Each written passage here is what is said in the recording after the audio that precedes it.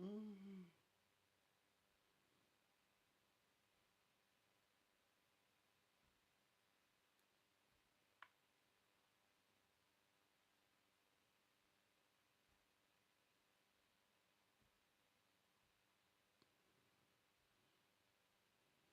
Mhm.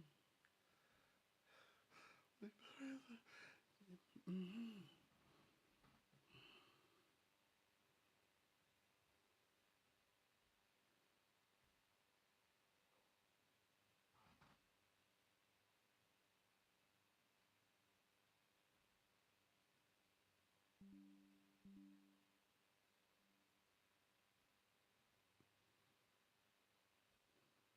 Okay, so I'm back with another one. Oh, and I am celebrating my 100th video. I have never had 100 video. Now I have 100 video. This is my 100th video. So I'm celebrating. Finally, I have 100 videos in my arsenal. And uh I guess this old saying is true. Like they said when you get your 100 video, you're getting good. Like I know how to I know what kind. I finally reached the titles that I wanted, like the kind of thumbnails that I was going for, and that how to intertwine it all. I'm starting to know how to spin them out in my brain. So I finally figured it out. This one is called. What is this one called? One sec. What is it? Yeah, it's pretty cool. It's a pretty cool title. A healthy psychic ability takes a healthy mind. So that's what I'm going to talk about. A healthy mind. Because it's so true. You have to, okay, as a psychic, you have to have a healthy mind. You just, you have to, be in a very good mental space to work with people's energy. Because people say you have to guard your energy, yes, but you also have to create a healthy space. Like some people, they have to create a healthy landing pad, so when people, as they're descending, the landing will be smooth. Well, as a psyche, you have to have like a healthy environment. And of course, this is a mental space as well. Um, okay, so there's psyche, there's like your psyche, and then there's psychic. There's a subconsciousness involved, but psychic is its own personal space. Images take place here. Uh, psychic images, um, psychic images spur from the past, like your experiences. So you might even say it's part of, psychic can be part of your, maybe a bridge from leading from, I guess, from the collective consciousness. But I'm always like, okay, so if I'm not clearing things out, I'm, like I'm creating these sort of, what some people might say affirmations, some people may call it prayers, some people may call it declarations if you're more extroverted. But I like to also think of, you also have to create structures for these things to happen, because when we think of like affirmations, prayers, and things like that, that's beneficial, it's positive. There's goal setting in there, and so you're creating the mental framework for these things to take place. So when you're having a we'll say a cooperat- cooperation, a cooperative meditation. Um, I think that I naturally, and also with my client, we naturally go or enter into a meditative state. And so I'm very careful what I'm saying. And also speak the language of affirming things and declaring things, because at where we're at when we enter into the psychic reading, things that are said attract, and it matters what you're saying. It does. So hence a healthy mind. To be a really great psychic, to be a healthy psychic, you have to also have a healthy mind. And psychic, or the psychic mind, is like entering into the mind. So you're entering into the mind. When I wrote this, I was thinking, yeah, you're entering into the collective mind, in fact, because you go from the personal connection. So there's the personal, and then there's the collective. So like when uh, people call to ask about things going on in the collective, by the way, I kind of have to push for them to talk about what's going on introspectively, which I guide them to do. So instead of like, and I have to do it very quickly. I don't have time to wait till 6 months later that they feel comfortable with me going into these areas. Like I let them know straight up, like straight out. We, like there's, it's okay. You know, we're going entering into this space, and I help the person to feel comfortable being pulled into the reading themselves. I say, look, this is to your benefit. Of course, I say to your benefit is better than don't worry, this is positive. Don't worry, this is good for you. No, I say benefit. This is beneficial for you going forward, especially if you're saying, well, how am I going to do this? How do I intend to bring these things about? The things that I want, whether that is meeting someone, interacting, pulling that person into your life, however it goes. We want people to have their healthy experiences. Um, the, I was thinking of one of my beautiful clients. She's on her way to Texas. That's where her family is, and she's went through a split. But we used to read in the gentleman when he was just so difficult. He was like, you know um, just not would not agree to anything, unagreeable. um, and but mainly it's because of the fear of not being in control, and then also with it the thoughts of how she's moving on. And so and he wanted, his old self wanted she to like just come and start pursuing that with all her might, although they already had decided to split. So what I did was I said, no, actually, you're not to do that.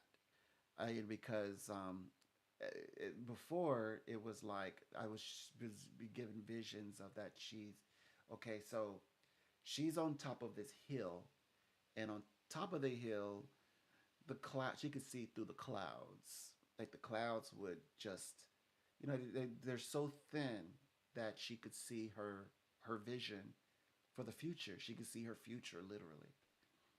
And oh, by the way, she's brilliant, and she's like corporate, and she's multitask. Like or okay, so and she has big dreams. To working with our elders. Getting helping them to have a home. Basically, that's her gift. That's her calling.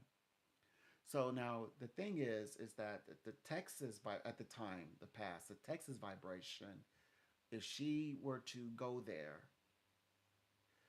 it would actually become very like she would not be able to see her vision. And she just informed me that she said, I didn't tell you this, but I actually went there, and like I couldn't stay there. I was supposed to be there for like 60 days. She said 60 days. I got there and had to. I literally turned back because I couldn't be, and and she because it was like some people. I was like, I don't. I was like, yeah, you can always test the reading. You can always test it, especially the way that I also like to test the reading as things are happening. That's also a great way to find out, like, test where you are on the timeline. Because as things happen, other things are moving in place to happen. Also, new insights open up, obviously. If like all the things that were discussed in a reading happens, that means new things have opened up and are being prepared or either in preparation or happening as well. And so we keep track of our progress. It's like we just eventually we're just collecting gems, bags of gems. And well, anyway, she told me that she confirmed, and of course, naturally, I would have said, you can always go there if you want to, and also definitely a good test to see if can you is it difficult to see your vision when you go there or where you are now. So and then I said, but universe also helps us. So universe may have said, I know she be there for the kids, but universe said, because on this hill you can actually establish your own space, because she was also getting her home together. Then she could bring the kids there to her if she wanted to. So there was that puts power back into her hands. Of course, he is like, this is where he's like unsure about. He was in a little bit of disagreement, but the universe said she would be favored in the outcome if she sought this out. But ultimately, this was to for her that to tell her that she was going to get these amazing corporate style job opportunities and begin bringing in all the money that she's going to need and want to bring about this other venture where she would establish homes. She wanted to like buy property, buy, I believe, like a house where she would um, take care of, like giving members of who are elderly up in years a home, and she would like look, of course, have them looked after and all these kinds of things. So those things also, by the way, are manifesting. She's done the LLC, so she's already has all the important paperwork done. Um, so anyway, she's when we were speaking, she was letting me know she's on her way there now, it was such a joyous moment because these were readings of from last year, late last year, I believe, like around November. So now there's so much that has changed. So now he's, by the way, so like he's personality. People like what do you call it? Uh, he's more settled in his spirit. He's going when she gets there, she's going to see with her eyes that everything is fine. Everything is the way to her liking, the way that she would have wanted things to be done. So everything is orderly, and also she could see with her eyes what's real, like what the situation really is.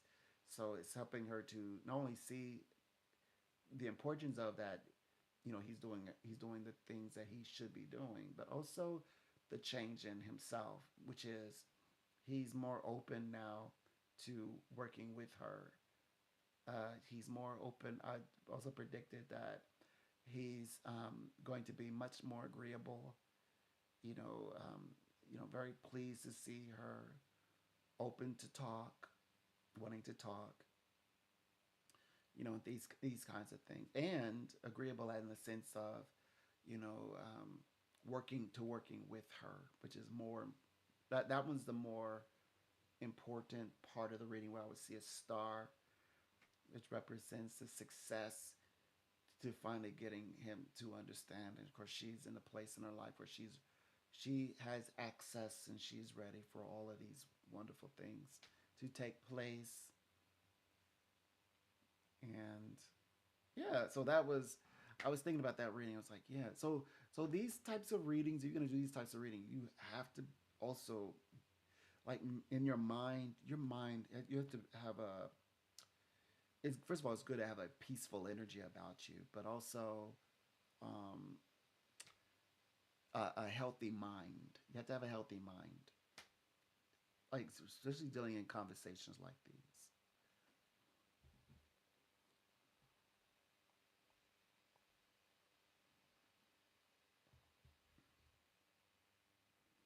Yeah, it's absolutely good to have a healthy mind. Hmm. The healthy mind, it goes a long way. A healthy mind brings about, a healthy spiritual psychic reading.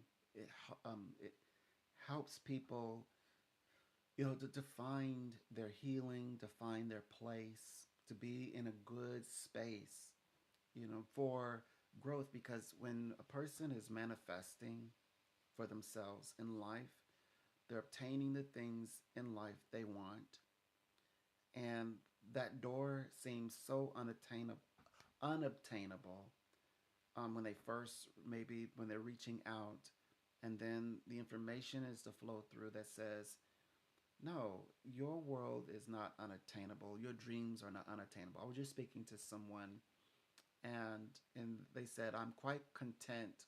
Well, I'm comfortable where I'm at, and that's an adult way of saying I'm in charge. And so what I said was, well, you're content where you are, but it says something more, like a dream. And this is very interesting because in the psychology, people will explain, okay, in your childhood, people say, I want to be this, I want to be that, right? They want to be a doctor, they want to be a fireman, they want to be a nurse, etc. But then, life twists and turns. You have also not other abilities and talents. So you may become more like, you know, um, you may do something entirely different. You might play piano. You might take up, something else. It might become um, something part of like the corporate world. Many people enter because they're smart and they have the ability, skill, discipline to enter the corporate world, but they would rather be playing piano, at nursing homes. So, in some, they leave. They're like, I've never been happier. I was so miserable there. And where this comes from is that people go to a place where they're content. There's some people that say, well, I have like 5 years, 3 years left, and then I can retire.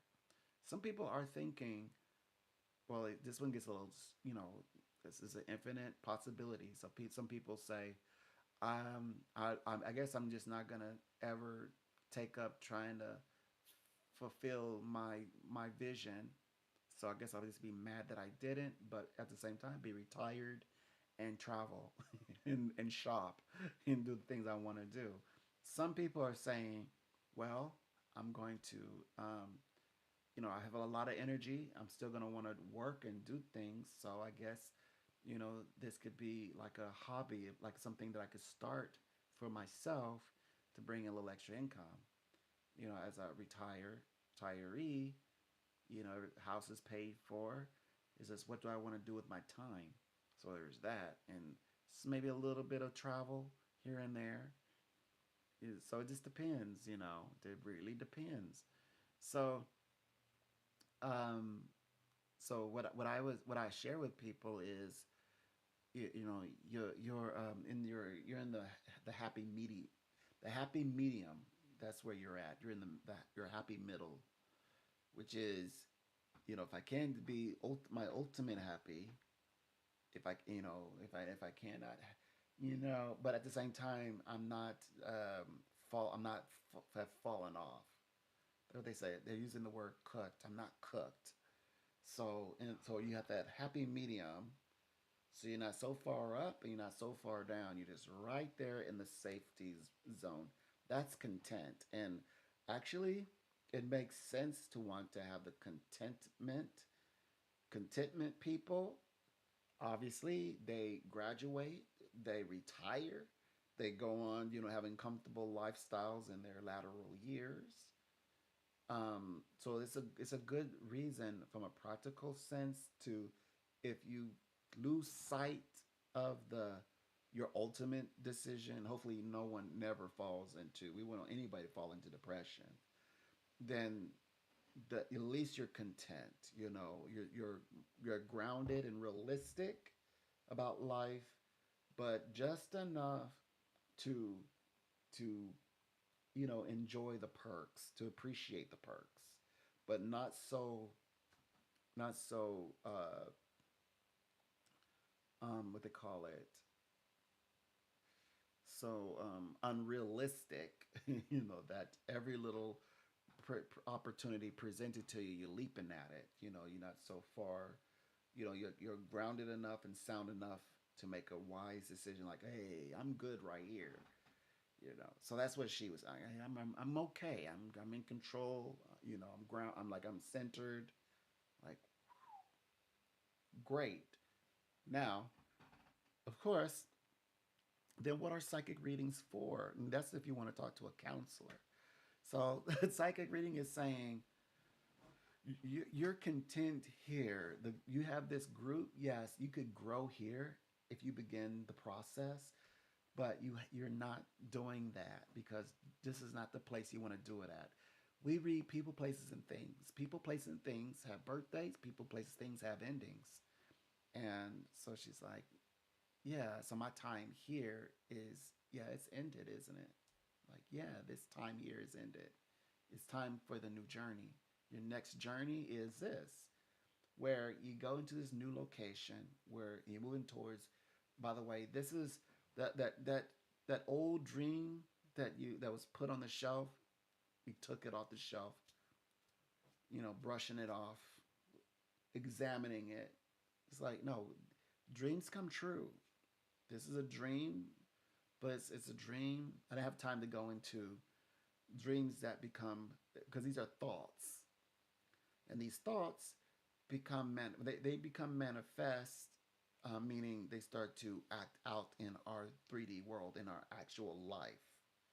So then it switches over to where now people are involved. So also, we're pulling people towards us. They're the best way to explain it is, okay, it's a collective consciousness. There are symbols. That's what that's the language of the collective consciousness. That's why, the psychic part of the mind, which is another layer, a portion of the subconscious mind. Just getting ever closer to the psyche, things that are traces of what's there, what's left behind, and then then images, are we call them also sacred symbols. We call them the dream symbols. Some of us, we call them the higher archetypes, archetypical symbols. Like, where you get all these symbols from, but they're universal consciousness, universal symbols. That's where these concepts come from. So it's a symbol that universally people respect. The easiest go to is like religious symbols. Symbols that universally, no matter where you show it, like if you show a heart symbol, if you show a peace symbol, everybody in the world knows what those mean. Everybody knows now what the rainbow means. Everybody knows. Well, of course, it's a symbol. So when you detail the outline the symbol to represent the universal symbol, the consciousness universally knows what symbol you're talking about. Everybody knows, right? It could mean the symbol of the Bible, like Noah's ark, the rainbow with the ark, and like the little animals, like the lion, the bear, the elephant, and the eagle, kind of like, it's like, and then you got little guy, little Noah in his robe, in front of them with his arms outstretched, and maybe a dove, Everybody knows what that symbol is. That's a universal symbol, for example. So so when you connect with this new group and they're connecting with you, these the symbols that you both are what is meaningful to you on a personal level and what's meaning to them, each of them, by the way, but also as a group, yet as a group, important for them, and you join, and then it becomes, what you say, a higher mind or an elevated experience. One mind. That's what also I think that's the name of. That's what I'm calling this. One mind. What is it? Oh well, I think I mentioned something about one mind. No, no, no, that's a different one. Okay, that's another. Oh, I'm giving it away. I'm gonna have a conversation about that. So, but anyway, yeah, it is fitting. It becomes like a one mind, universal mind consciousness within a group. Um, Soul tribe is the common language.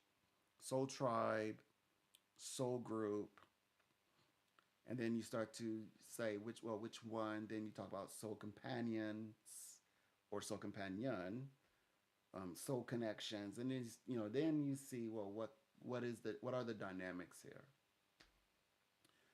Sometimes they're interwoven where it's like a soul. You go to the soul tribe and you also will find romantic partnerships or even a best friend. You're like somebody you can finally trust. Maybe like coworker. Mm. One sec.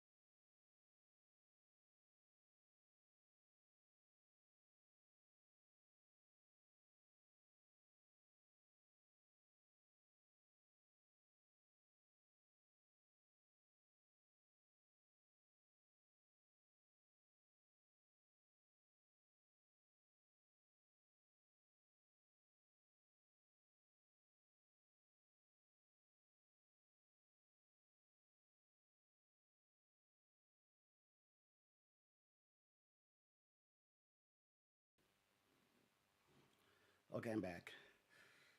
Um, yes, this is a universal consciousness equals one mind. Oh, I had it right. Yeah, that's right. It's universal consciousness equals one mind. Also, I'm celebrating the fact that, one second. Oh, okay. So I'm also celebrating that this is my 100th video. So I have 100 videos. I've never ever had 100 videos. So finally, and I also have I've embraced my style. I think I've in order to find my proper.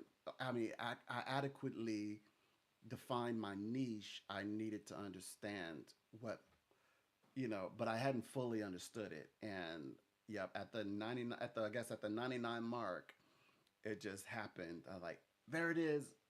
That little that little that little crank is moving in my brain. I finally got it in motion. Finally, it took me a lot of tries to get it right. I mean, I could talk about like different various areas, but I needed it to I needed to embrace a very particular space within this, and I already knew that I was going to be the one to move into this space. I knew it.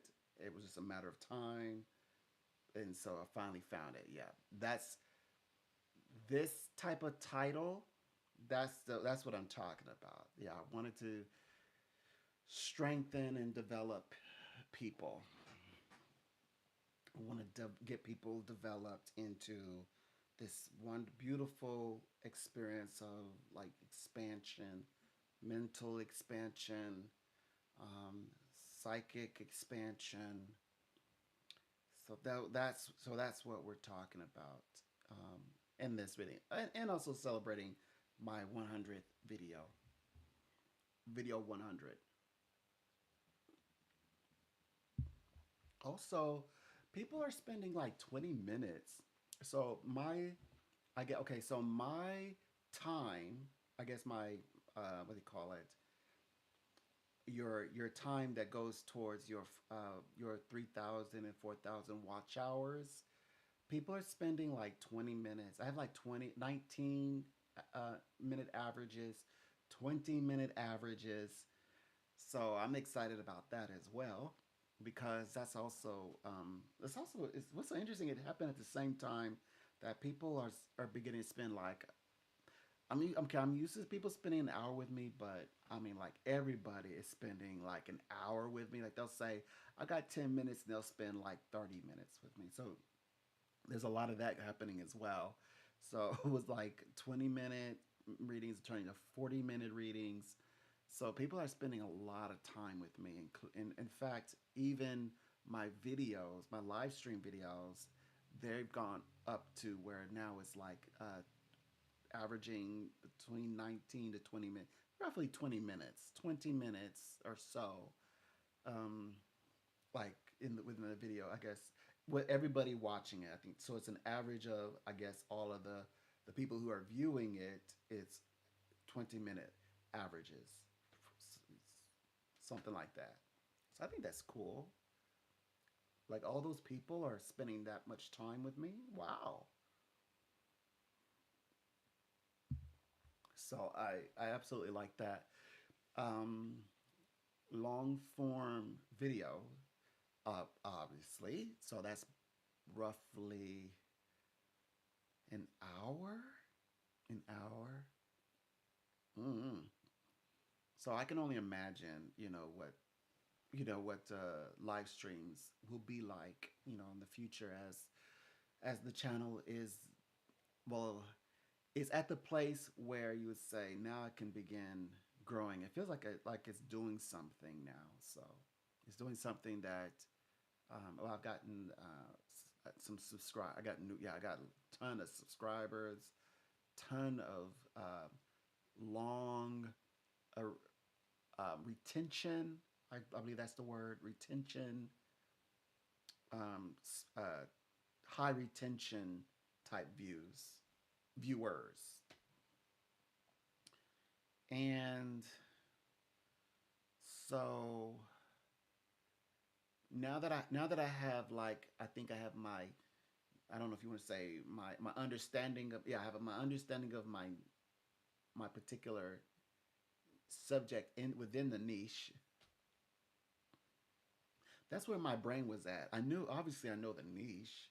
I just didn't know what I was okay, like what is my unique style that I'm presenting into this niche.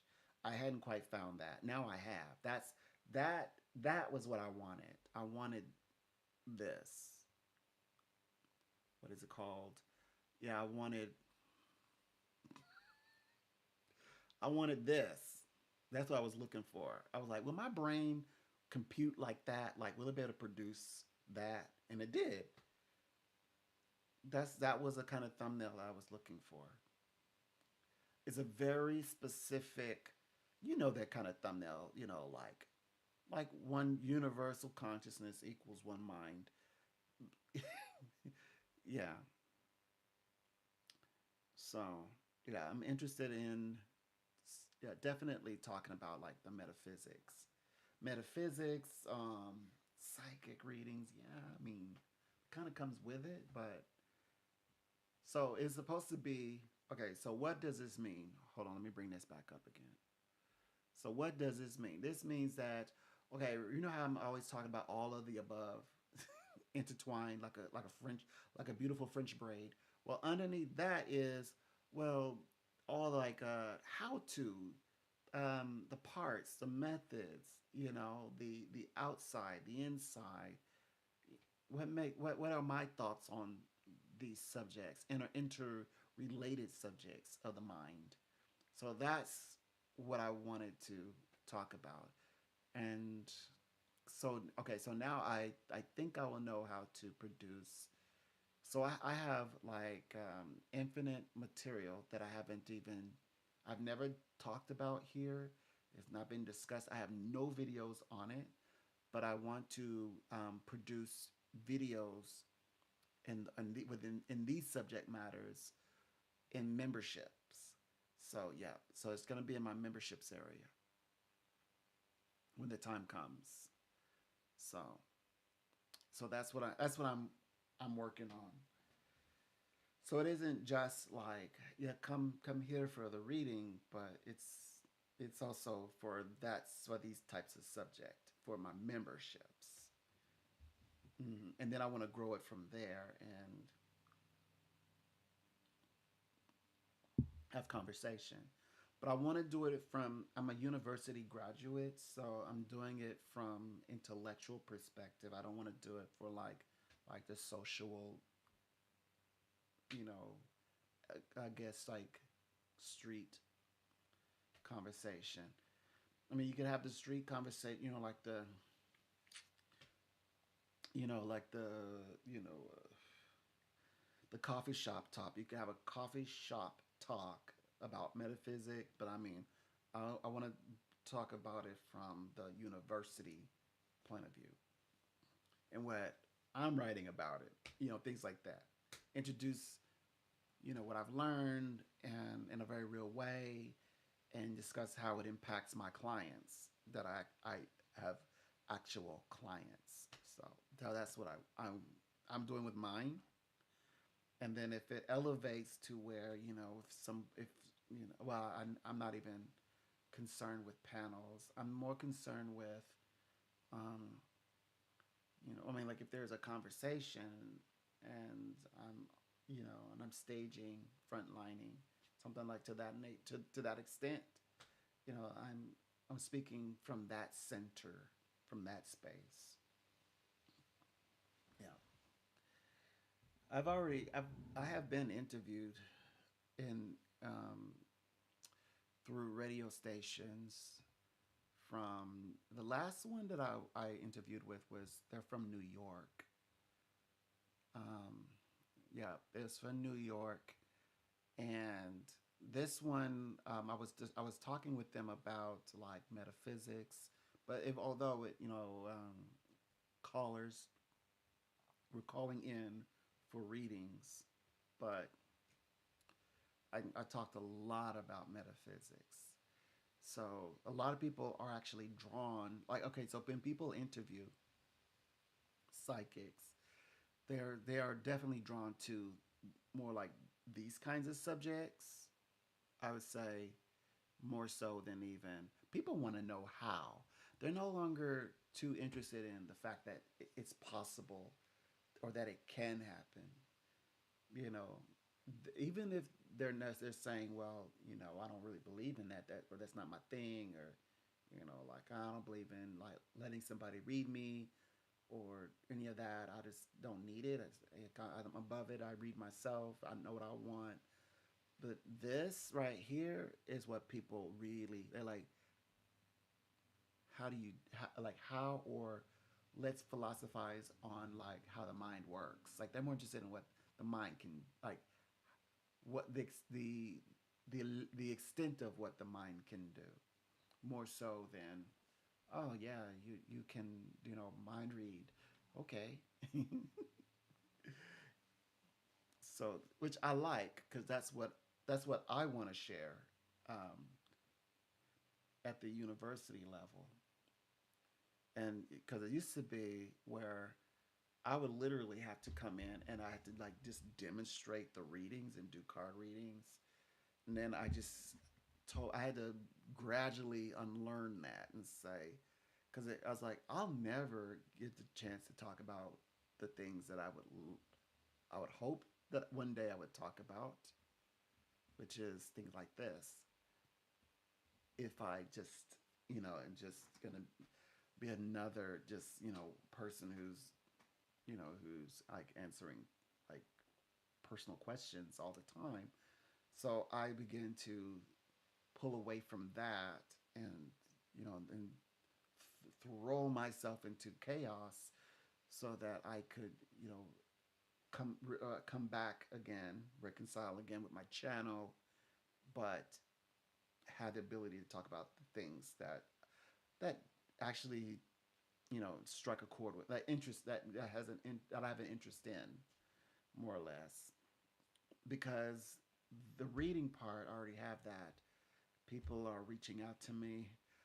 So for the past 2 hours of me, I guess, trying to come, entering to a live, my phone was just they went. I was trying. I was over here trying to get set up and the phone to ring. So I'm already operating with the. I'm already doing readings. I'm already doing that.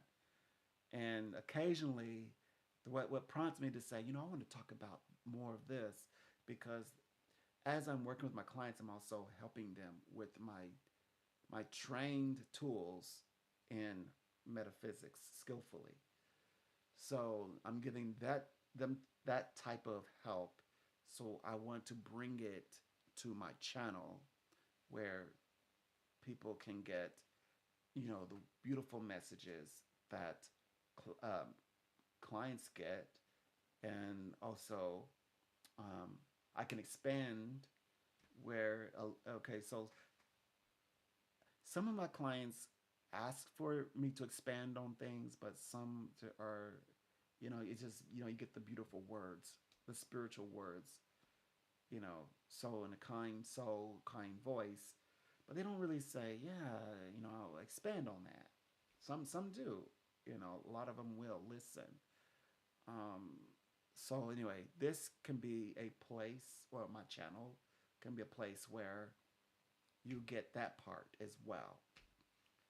And being that live streams or content can be infinite, anything in my I guess niche that I want to talk about, I can have very specific key points to talk about, to discuss these kinds of things. So people would listen to, you know, um, if it's about I'm having a healthy mind, people will hear and listen to that. And then, if all the other situations fall into place where readings are happening, okay, that's fine. Oh, and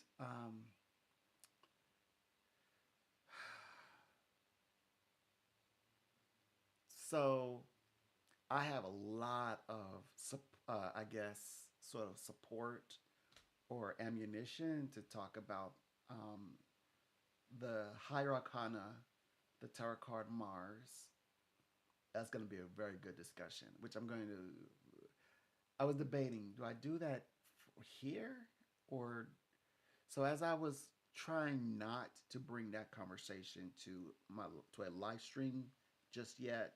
So I think I'm going to do it, present it first on my Twitter. It's going to be a lot of posts, and then um, after that, I think I will feel more comfortable sharing it to YouTube. So so YouTube won't get that one first, because it's a big one. Because otherwise, I'm only my brain is saying, how are you gonna get that to Twitter?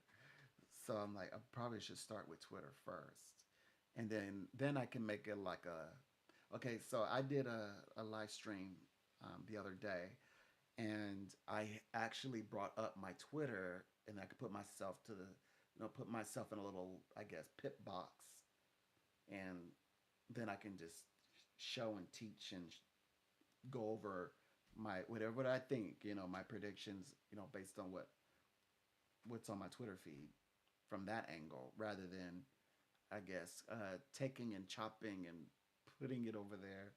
If I want to do a little, I guess, video, I can certainly just do a little video and then post it on the Twitter. I guess if I wanted to do that, that's not a problem, because I can 'cause I know I could take pieces and then just simply upload it there. That's a lot. That's a lot of work. So I said, no, no, no, no. Put it all on Twitter and then do a whole live. And that would be a long live because it involves, to my point, I also like to talk about the scriptures of the world. So I'm going to discuss and do some corrections with the book of Isaiah because I can talk about it now because the I needed to wait for things to play up, and then I can real life will prove the predictions, and it's working against prophecies that were presented by doomsday prophets who are I think are harmful. I think they're so harmful. So it should provide some intellectual healing. Yeah, I have like anywhere from like 1 to 2 people to like 100 and I think like 44 plus people like views. Like, but it's like more. It's like the more I guess like psychic prediction related to like what's going on in the world, the better the performance is. We're talking about like 20, 50 up to the 100 plus. So, um, and I think that this one is going to be also no different. This one's going to be amazing as well. And it'll have, and where I'm going to post it, it'll be in a nice order so that I can, well, if it's there's a part of me that says, like like post it backwards so that it goes from. So as you're scrolling down, you're like, rather than having to go all the way down and then work your way up to the last to the most up recent post, which would be like if it's from A going up to whatever the letter would be, um, or kind of like creating a like what they call it, creating a rabbit hole, an intentional rabbit hole. I'm not sure how I would do that even. Mm-hmm. If that is, I mean, if it's possible, it's like I'd be talking like backwards, and then so, but then people would be reading it that way too. We were like, as I'm posting, people would be reading it. It's like, oh, I don't know. I'm gonna figure it out. I'll play with it. It's another mind teaser. I like solving riddles. So yeah, I have to tell this story, and I have to because I'm like literally saying, yeah, I'm gonna talk about this. You wait, and it's like on time, like presented itself. So I will certainly do that.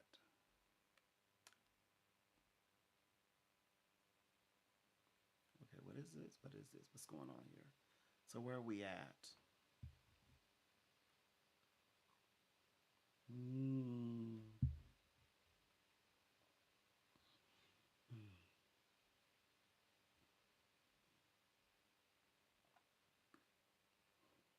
okay.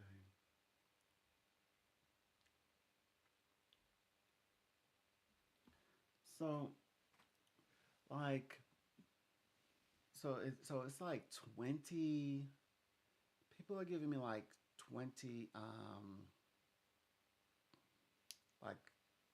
like 20 minutes. I mean, so I understand 20 minutes cuz so I speak to strangers for 20 minutes. Uh by the way, stranger or not, 20 minutes is not very long. It used to feel like forever. Like if you're speaking to somebody you don't know, and of course the personalities are like, especially like a roller coaster of emotions, right? So you never know what type of personality you're gonna meet. And like, somebody could present themselves. They could be the kindest person, but when they present themselves to you, that it could be a personality. It's like, oh my gosh, you know, it's like, pardon me, let me step out of your way. But if you're like, if you're having this actually like interact with that person for like 20 minutes, you have to. That could be the longest 20 minutes of your life. It could feel like an hour. Like, oh my gosh. And so it's not like that anymore. But I used to be like, when I entering into the industry, it was very much like that. I was like very like picking up on people's energy and their personality and their like plus I mind read. So I was like, it's difficult enough to provide the reading, and and then of course the person is, it's not that they're having a bad day or that they're dealing with tough things, but if they're just being an outright difficult person, it's not very, I don't, very. I would say, oh, it's not very fun. No, it's not very spiritual. It's look, clear, take time, clear your head.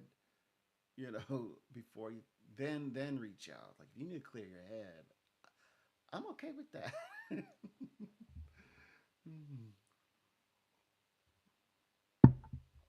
so that's where we're at. We're learning. We're learning now how to help people uh, to as they're getting their answers, they're also learning so much about themselves. And like my clients would are definitely learning about like healthy thinking, having a healthy mind. They're enjoying their spouses. I love speaking with women, that were having challenges and trying to understand their place within the marriage as a female.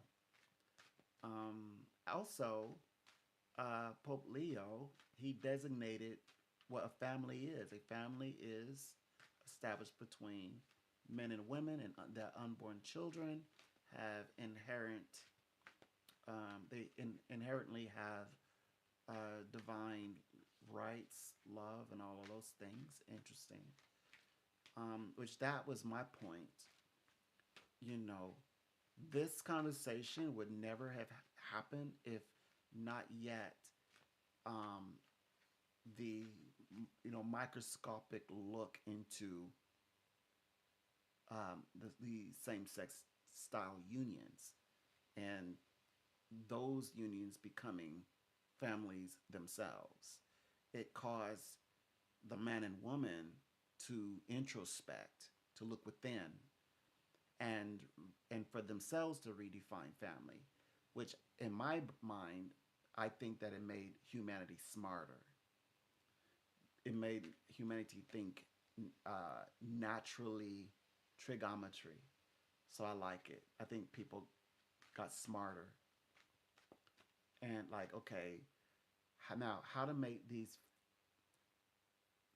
circumstances in which families happen between um, everyone, ourselves, happy, endurable, sustaining, enjoyable, pleasurable, loving, caring, exciting, a thrill ride, all of it, but not miserable into one's detriment, into one's end, into one's like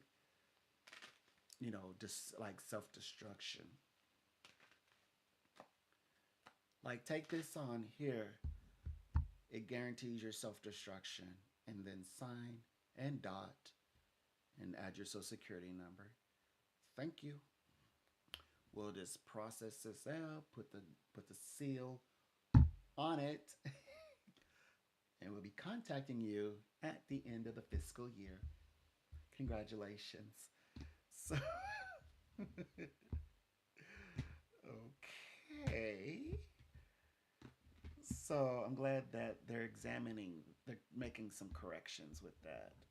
Like, It's got to be more than incentive than just a few $1,000, like $4,000. It's got to be greater incentive than that, I bet. So yeah, because people are discovering how to just like get that type of money on their own. Whether ranks leader snow or because they feel like it or not, people are passively making that on their own. They like I passively throw my biceps, my feet, my face, and get that in a day. Like, come, okay, you got a little, add a little bit more to like, what is it gonna do for the lifestyle? Something like to that effects. Mm. Which is good because now that we're smarter and we're looking at things microscopically and under a microscope and introspectively, we're gonna have those answers. Those answers, those questions that's in all those books, the how-to books. Here they come with all the answers. Here are the answers. So with that, I applaud. Well, anyway, so as the world is catching up, I'm doing that with my married couple, my men and women who are married and also soon to be married as well. I have some couples that are actually looking to marry. And throughout my readings lifestyle, couples have married, whether gone off to their honeymoon, gotten their places together, children, the whole thing. And by the way, now I've read from the male's perspectives, and even as they're bringing in like having another child, even if they men will have children, right? They have children, but even like welcoming another child, that man is, I'm telling you, that man is just, the happiness in that man's life is just as happy as when I'm working with women who are even women that thought that they would never conceive. They were told that they wouldn't, and then they conceive. I have countless of times where women have said, I can't. And they're like, mine are tied up. You know what I mean? Like, my tubes are tied. There's no way. I've had some that says, well, they said that I can't conceive. And then they conceive. They called me back and said, guess what? I'm pregnant. I just thought I'd call and tell you. All right, that's all I wanted to say. All right, try to call back later if anything changes. They're like, what happened? The first time that this happened to me was I had did a reading for a woman, and again, her tubes were tied. And I said, you're going to have a boy. And then with this very specific man, as just as the spirit said. And this person, some months happened. This person walked through the drive-through. I mean, big as a vehicle, and was like, it was like busting out the seams. It was, and because we did a baby shower. This is the most amazing thing. So beautiful. I was like, wow. The only gift I got out of this, well, yeah, it was all for, I did it all for free. But what the gift out of this would was, wow, this is what my abilities are going to do one day. That's what I got out of it. I was like, wow, this is what I'm going to do one day. And so since then I've had many of all kinds of circumstances where my most recent one, the couple, she and her husband went and told the doctor exactly what I said, and they got them pregnant. And then she called back and says, I don't know if because I made a big deal about, I'm not really not allowed to answer questions like these. Oh, but yet on my way into to this company that prefers us, I think all companies prefer us to stay away from those. As I said, I have a medical intuitive ability, and I know how to say it without it becoming a thing. And it always happens. I'm always correct whenever I assess things. I would say, "Oh well, this is going on. This person," not like the way that a medical doctor would. I just say, "Look, you've got. I see this, this, and this, and this," and then they can go back and they say, "Yeah," or they already know. By the way, they're like, "Yeah, yeah, that's what's going on. It's on my exactly this left side, exactly with my eye, exactly with my inside intestine. They can, all of that." So I had made a big stink about, oh yeah, yeah, they don't like me really, answering questions. That's my way of getting out of the question. And so they came back and said, I didn't even know if I wanted to tell you, but it's like, I have to tell you. It was like, we're pregnant. so, so, yeah. So that happened. Hmm. Yeah. Oh, gosh. That's so funny. Hmm. So that's how my readings go. And I'm used to it, my readings happening so naturally that I don't like some people like I guess if we were in some kind of a system, right, where you have your science references and you're kind of like cross referencing things and checking. um I just I match it against spirit or match it literally against my cards. Like you said, could you double check please? Which is frustrating. I'm like, Spirit said what Spirit said. But, I mean, if I would let me entertain you, I look, it's like I'm looking, like, well, I double checked my tarot cards. So what do you want me to, it's not like, running it up against data, like, only data that I would have is, well, if if I've been working with the person, I said, well, if Spirit was right about these things, these personal things that you didn't tell me. You didn't email it to me. You didn't prep me before the reading. You just said read for you in the first minute. This information that came up. So I just can only say I trust spirit so far with what the information that they're giving me. That's how I explain it, which is like a regular occurrence. You know, we just are not there yet. We just don't.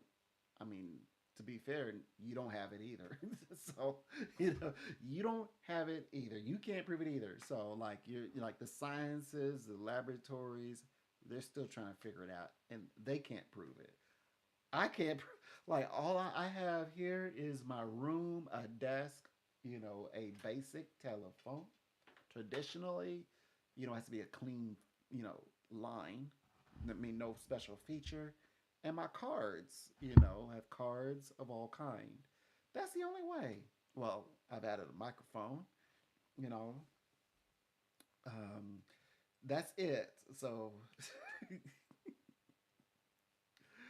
that's the only tools. I don't have a great big laboratory where I'm running up against data to tell you, well, in Formula 47, nothing like that.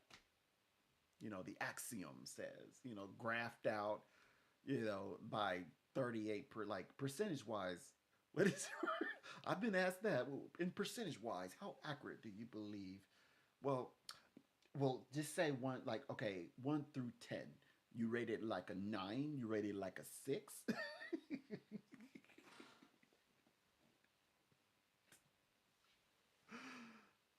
Like,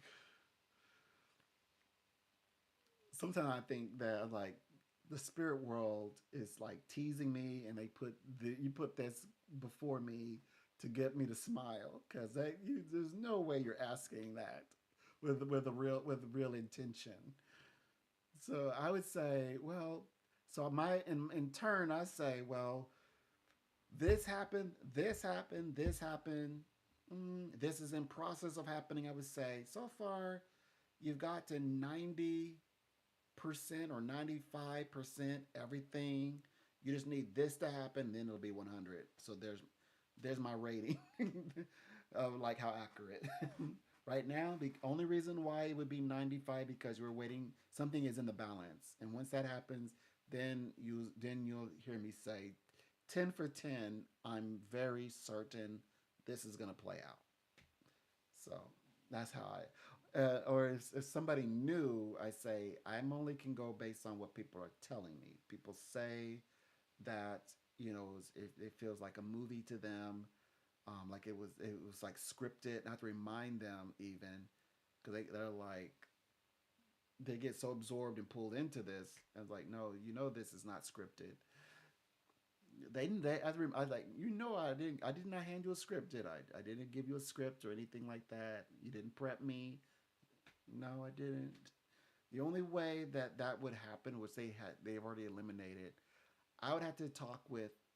Okay, so then in real time I know they're shocked because in real time that they say to me things that would suggest that I'm talking to psychics who they know. They only know the psychics they're talking with, and they're saying, "Oh, you're talking to psychics that I've talked with." I'm like, "We don't talk that way. We don't talk at all. We don't meet up. We may say colleague, because we're trying to act professional, but we don't talk like you would talk to your colleagues in an office or anything like that. We don't get together." And they didn't bring up one person, and they only mention your first name, if that's your first name, and your birth date. I mean, that's a lot of searching of all the people I'm working with, all the people they're working with, and anticipating that you might call me. And they're like, you figured all that out in less than a minute. I'm like, well, we only been talking for like less than a minute. And then I would see the number. Well, we just literally now just enter the second minute. So there's a lot of conversation from the time that the reading actually begins. Because usually like this is happening so quickly. By the way, like, not in 60 seconds. No, they're spouting at me like they're like, you talking to psychics? And like, no, no, no, but I have more to share if you care to hear. If you allow me to move forward with the reading, so it's at that height.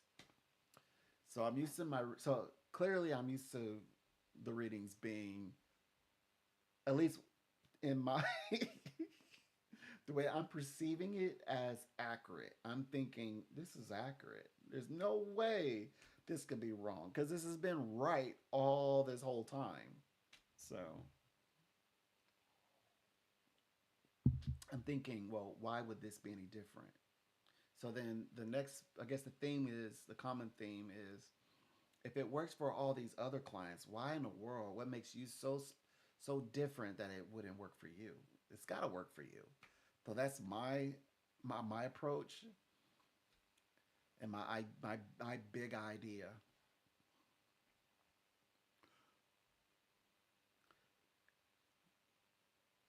So yeah, my big idea.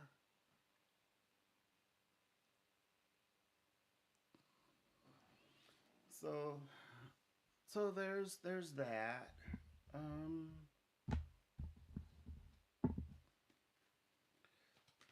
so now that I have officially my 100th video, I'm not sure exactly what this means, but I feel like I listened to people. They said it takes 100 videos for you to get it down pat, like know how to like create a proper thumbnail. And I think I have to say it worked out exactly like that.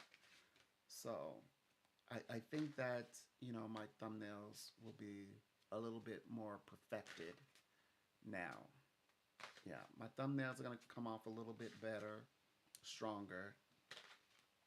Um, I think more to me more maybe more fascinating because I am really interested in sharing like how it works, but from a like the way that they would teach it to you in metaphysical sciences in the universities. So yeah, that way some people can learn about themselves. They're just gonna learn about the mind. And they just may have like curiosities on these sort of subjects, and maybe it will give them something different than just like because I know that some people they'd rather ask a spiritual question.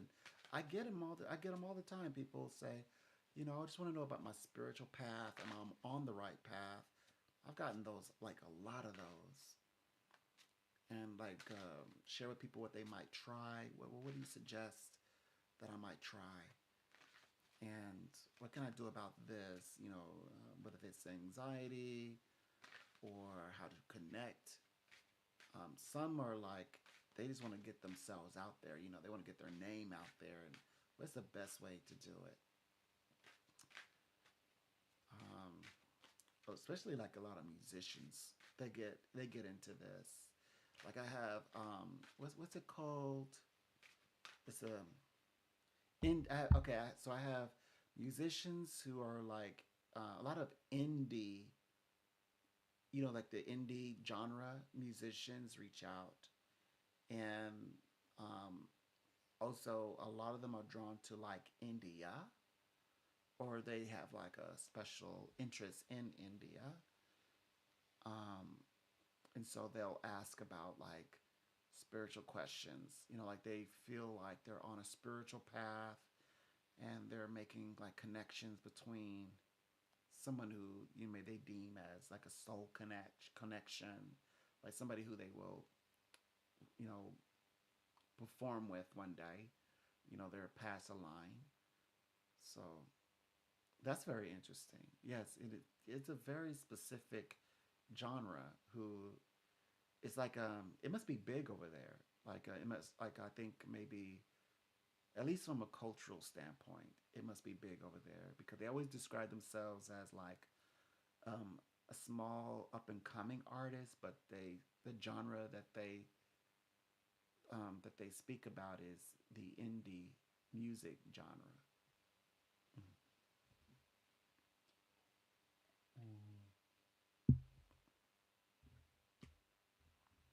I don't mention this, but one of the bands, I think it's DMC. One of the members actually reached out to me once before.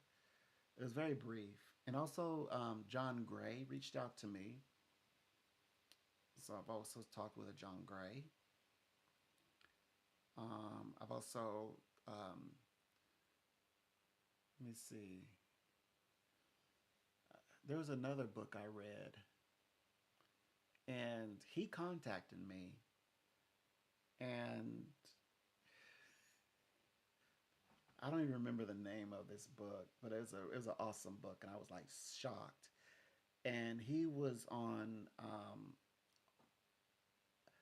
It was so interesting how it all happened. Like before he contacted me, I saw him on like he was doing his tour book media run.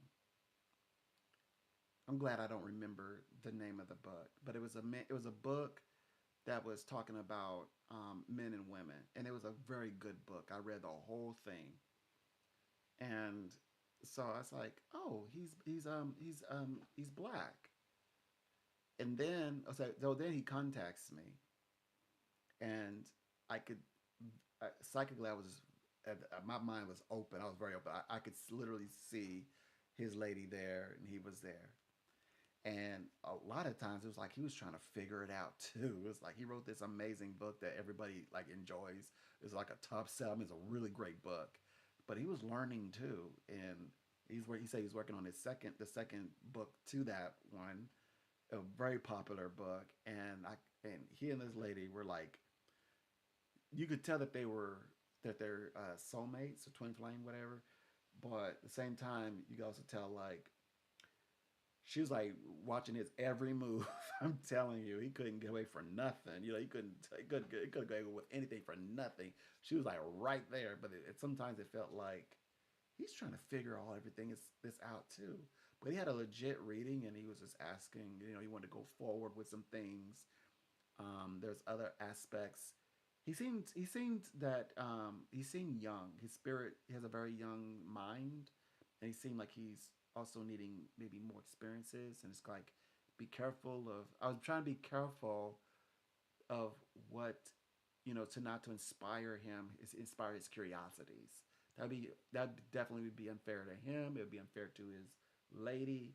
That's also a reason why a lot of couples, they don't. I can't be friends with either one of them. Like they won't let me be friends with the lady because they think it's something going on. I can't be friends with the man. They think something's going on. So I had to always. I've always had to talk to every young age. By the way, a young age before I even knew, before I was even interested in what was going on with people in that context. I would always have to like make sure that they were like right in front of me. Otherwise, I'd be end up threatening them that if you ever try to, muscle up to me, I put them in a headlock. I put you both in a headlock and rub both your scalps together and get you a burn. So instead of eventually I was like, okay, well, it's not gonna arrive to that. All I have to do is like stay on the outside, keep them together. So yeah, that's why I didn't. I never liked reading. Like if I had friends, and if I ever read their relationships, I always knew that we were no longer gonna be friends. So I knew that very young age. Like don't read anybody that closely because you start reading into people's like with the things they like to keep secret. They'd rather not no one know. It's like, hey, you noticed that, and then people, especially if the. That's why I like to make. I'll be honest with you. That's why I prefer to like have people give me something because for some reason it comes across as like whoa like you're checking me out like that. It's like no, don't get it. This is spirit. This is spirit. They're like no, this is spirit. Spirit. So I had to put a little what I call it. You gotta do a little. What do you call it? Put a little boon. So you gotta you gotta like pay. You gotta give something away. You give it away, and then it's that was for something. So it diverts that vibration. I had to figure it out. I had to start from ground zero and learn how to like navigate this properly. So anyway, so I learned how to do that. It took me years. It took me years to do this safely. But I always knew that once I had a phone and there's like a miles of divide and there was like communication divide and then of course entering into the industry, the contracts, you have to go under an alias. So there's that. And so there's and then of course when I went to the university, it's about your image, like look, we're professional, we're in the limelight, we're like kind of like celebrities. We know that this life you can put yourself in a bad situation. And they talk about their own lives, like how they were, all the above. So so I was like, I don't want that. And then of course, the company experienced psychics who, you know, they would break the rule, and then persons they said the worst one that I heard was a 6 foot something shows up, breaks the mailbox, breaks the door because this person became so infatuated with this um, particular psychic. That's like the worst one I've heard, and it was a whole thing. So, and then of course, besides the on Twitter, there's like dozens of horror stories of, but likewise, there's horror stories of psychics getting, needing to learn proper creating healthy boundary between society and themselves, but also where the psychics have taken advantage of people, which that happens a lot in the across the seas, like especially like the UK. I hear a lot of those. Um, maybe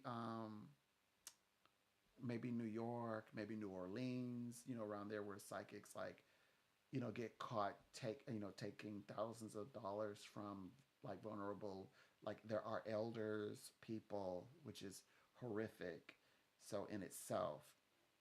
So yeah, so they're definitely, I mean, it needs to be thought of like a profession, and you have to like treat it like, you have to treat it like a profession, and you have to create, according to my university studies in self image, you have to create this like this boundary. It talks about transference and all that, which they talk about in like for therapists and psychologists, how to deal with those with the energies going back and forth just on a human level. But yeah, you have to every both sides. The boundaries are set, of course, from the companies that I associate with, and so they handle that really well. And there's a reason for it. There's a reason why.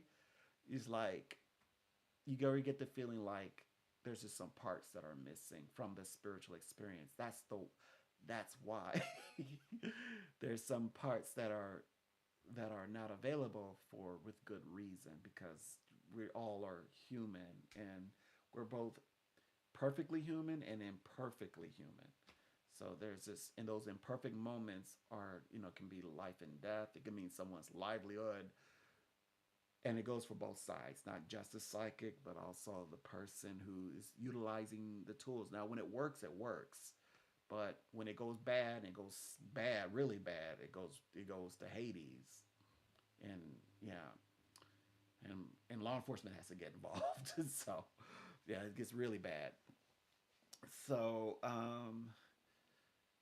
so that's because like the missing element that people are like trying to connect with, the reason why you even have to have that word in the industry where it's like for the phone cycles primarily, is because people need that connection. They need to feel connected to the person, the spiritualist, the psychic. That happens usually, well, it happens naturally in person, because that psychic is accessible. Even if they just kind of like touch their fingertips touch, or the psychic, I used to read palms. If you read the person's palm, you're holding their hand. You may have hugged them. You may have shaken a hand, and I get that fulfills all of that. But when you remove that and you're like, well, just call me, they're relying on you. They're relying on your voice, and so sometimes they're looking for or both sides, I should say. Both sides are looking for something like a tangible connection. Um, I can insert myself and say, well, I don't rely on those types of connections, but I understand why they're looking for that connection. Um, right. So anyway, so my big deal was, because of that, there's no real, like, how do you grow, as a psychic, because it's all about, it is about direct connection with human beings. So I like how, um, my newest company that I'm aligned with, we can interact in more than one form. Like, we can, once we're actually working with each other, we can actually talk to each other. So I can send a voice mail, or I can send a written message, and I can also, can I attach things? I think, yeah, I can. No, no, no, no. I cannot do attachments. No, no, actually, yes, I can. Once they become a client, because that's the whole point. Yeah, I can write to them. So I can write a chapter. I can write things to them and create like beautiful, like a form of a newsletter, and actually upload that and then send it to them, and include like a paragraph message from me. So that is the connection. That's the connection that people, say, well, where's the connection at? Because other than that, it used to be where other companies, all you have is your voice, and definitely you're not gonna. I mean, if you're gonna send them anything, it would just matter to be like but one like a checking of a bubble. Like you just check it, send this person this minutes, and it's pre-written. Thank you so much. You're so valued. Reason why I'm giving you this, come hang out with me for 5 minutes, and we'll do the reading, and then you hit send. That's it. So this one is different. So there's definitely more of a connection. Because I would think about, well, if the person, when I said growth, how does the psychic grow? I did mean like, yes, grow as a person, professional, yes, but also like, you know, because eventually you start to write. In my brain, I'm like, well, if you're a psychic, you start to write. How do you like? You can never share your writings or your findings because that's there's no connection. So it's like asking for from rainwater from a rock. you know, so it's no rainwater, no water available, no content available. But then you realize, oh, now they figured it out. Now, oh yeah, just allow us to do it. Have a way to monitoring it, and the way it's set up, it shouldn't be no games played. Like I'm talking about, like no second chances because it's pretty clear. Like we all know, well, because we're traditional. Well, I'm traditional, so like first of all, I would never want to. There's no incentive to wanting to, to align with any like what do you call it? Meet with a client after, or meet with them off record or anything like that. No incentive whatsoever. Wouldn't want to. But now, have clients located me? Yes. Have I ever met up with clients? Absolutely. I've met up with them, um, and had like a kind of like a lunch.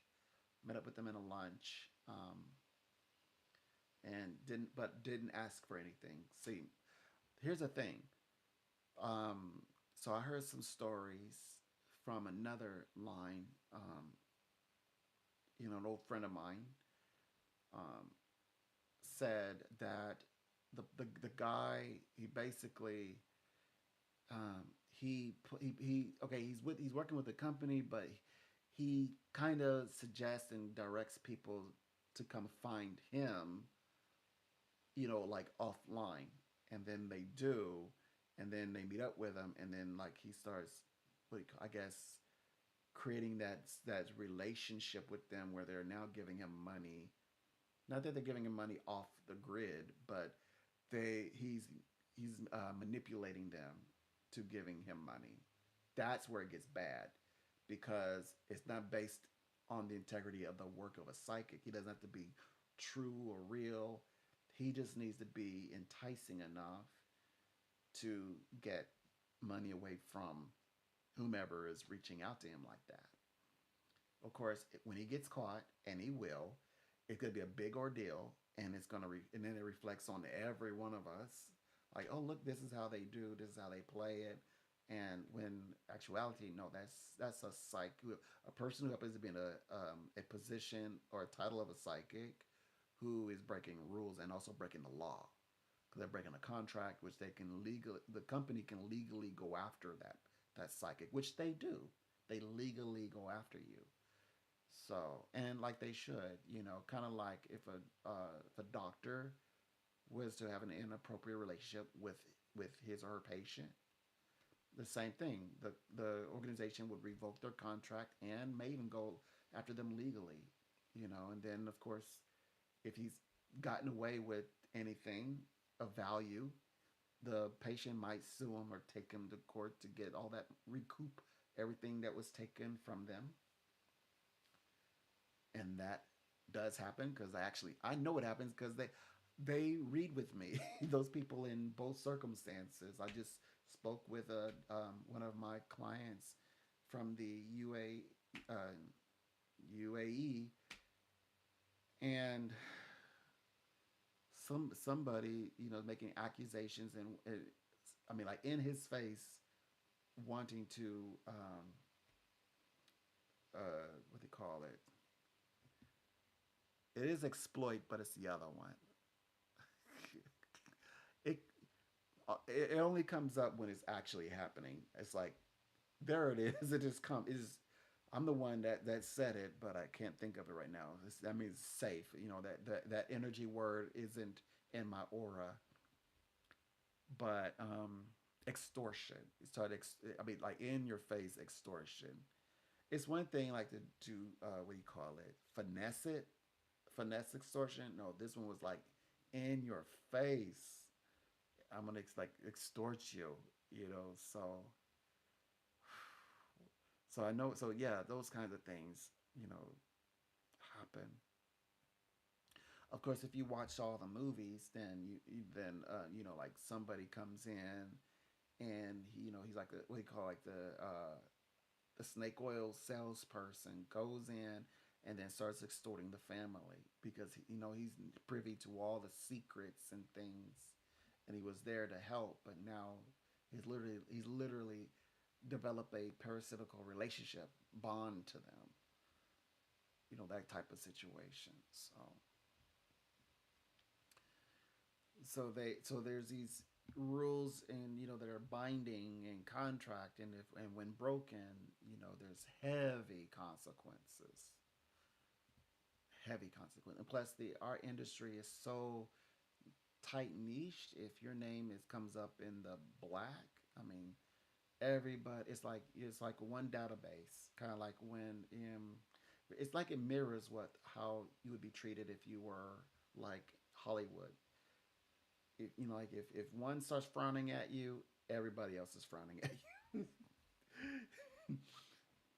And of course, you already know it doesn't matter how many people you have following, all the clients you have following you. Yeah, they don't, just like, when actors, when they're actually working and they're in front of the camera, everybody in the world knows them.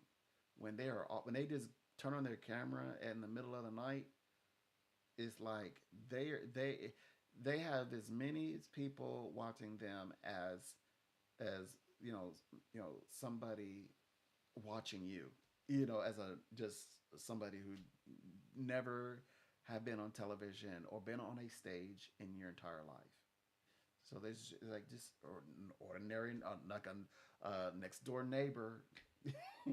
Somebody just decided to push live on their phone,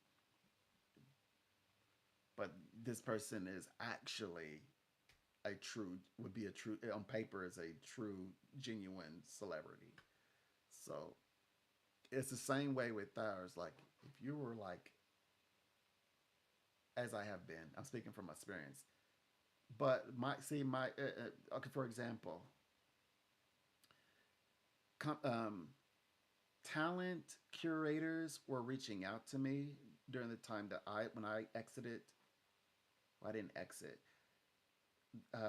We got into, we started fighting. I didn't even know that we were fighting until I read the email a whole year later, and I was like, because I had gone to London for my birthday, and there's a person who was um, asking about me while I was there.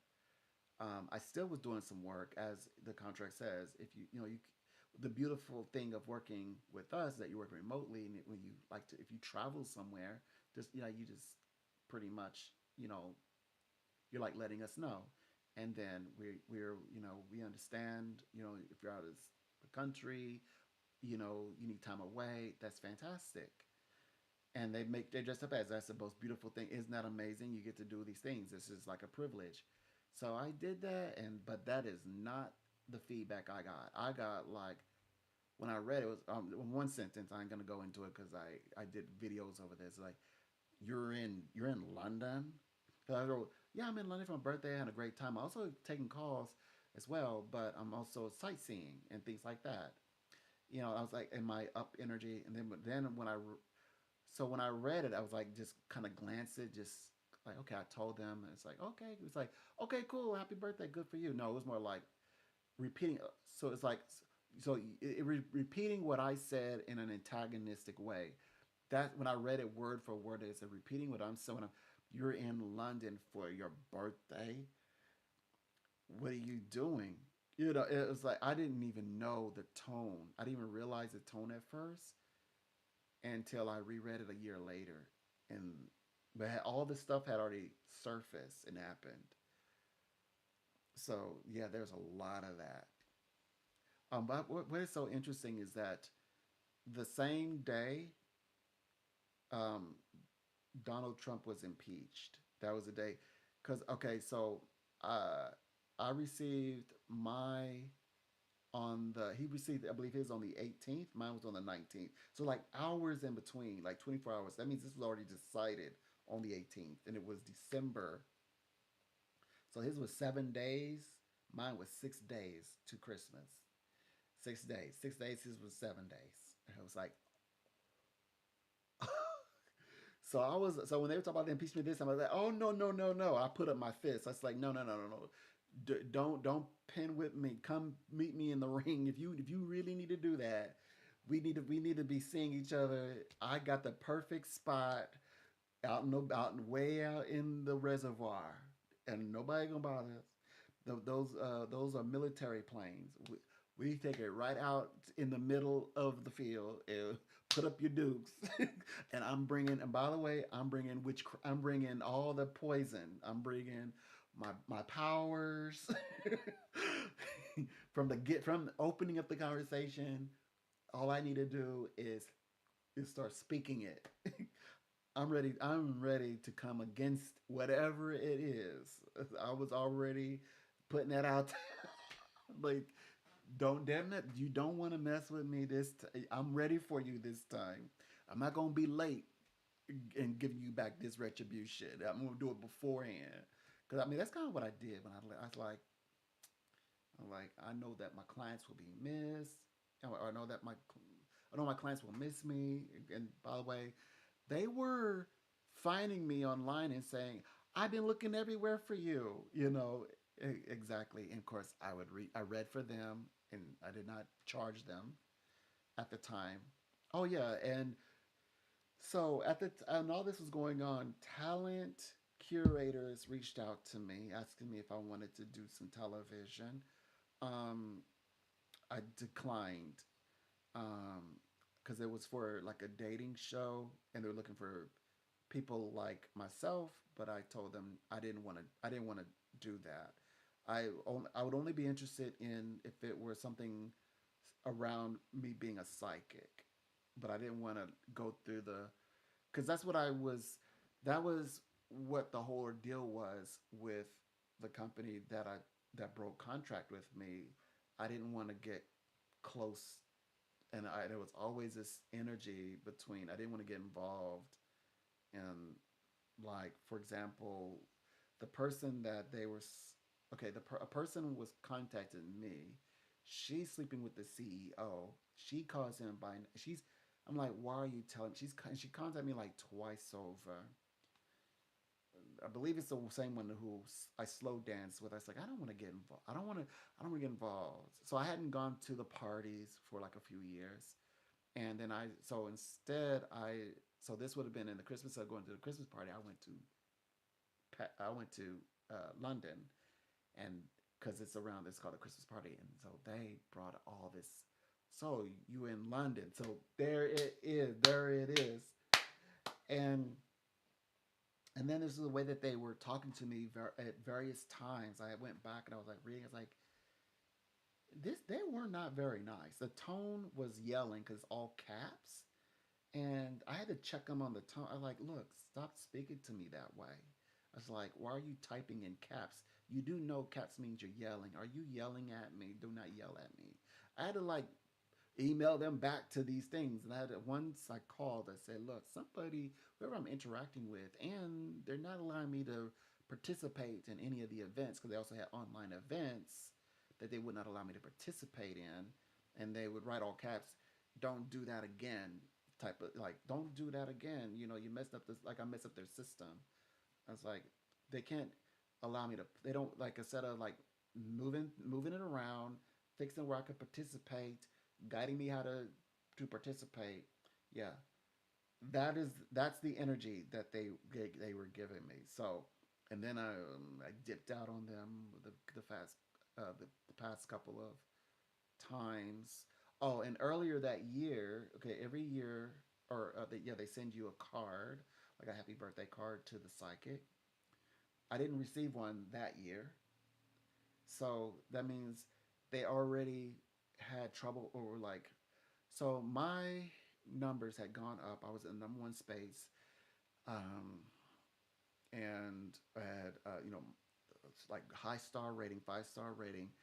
Um, they kept me at the same tier, but I was pulling in so many people that it wasn't about the money. It's a lot. It's a lot. Well, let me see who this is.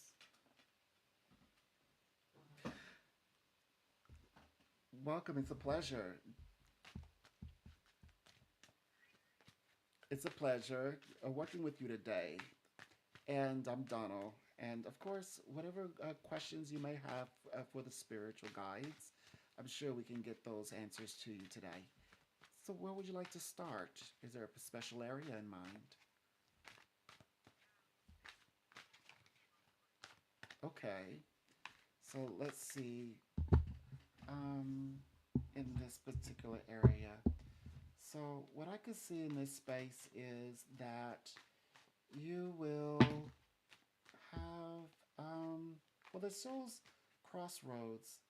It depends on where your mind is at when it comes to love. It's showing. I'm gonna tell you what I'm shown, and then if you want to change or look more into a subject, just let me know. They're showing me like new connections. That it's like you're kind of, well, it shows that maybe even opening up to new romantic interest. But if you don't want to, if you're not ready to talk about that, if you don't want to talk about that, that's okay. I can focus on the person that maybe whom you're thinking about in your mind. Is there a particular person that you're interested in? But I like to be upfront and tell you what I see, and what I really see is yeah a whole new experience of coming, things like that. But we can talk about whomever you want.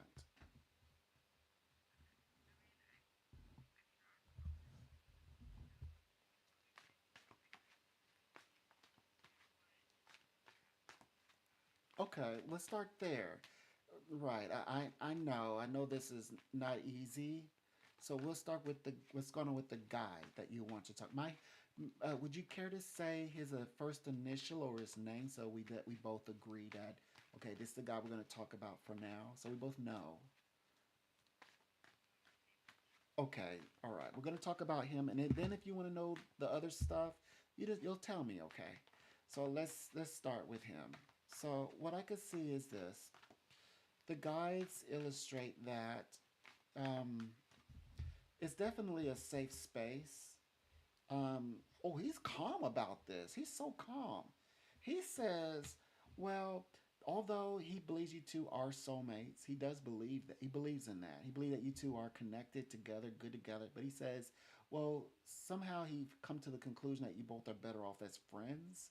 So it's like like trying to be friendly, trying to be, oh, well, maybe being friends is better, you know, rather than rather than maybe he wants to do all the things that you used to do in a relationship, but he's saying, well, why does it have to be so serious? Why commit? Hence, well, I'm just letting you know. I find that he's going to still want to be around. I can tell he's going to still want to be around you. He even going to still want to do some of the things. You're going to say this is confusing. He want to be all up in the benefits of being a romantic, being romancing. He going to want you to like look after him, take care of him, things like that. But at the same time, he doesn't. He's not committing. He's he's not saying what you two are, but he's showing up and saying, "Oh yes, you still love him and things." You're like, wait a minute, that's not friends. Friends doesn't talk like this. It's not what friends do, and it's like, mm-hmm, yes,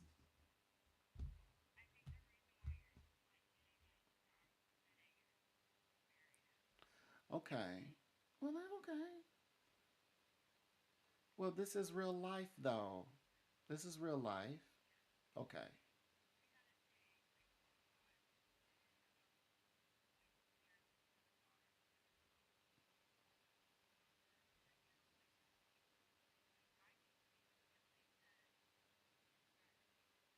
Mm-hmm.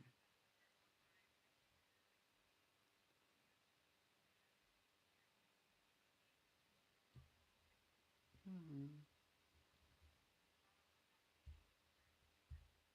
Okay.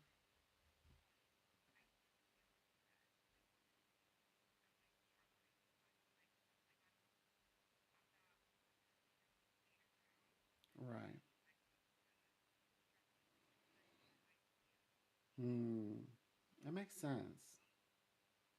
That actually, you're making perfect sense because you are connected. That's what makes you understand the love, the possibility, the quality. You know that in this, there's love connection on your part. You discovered that, and we should not undermine that.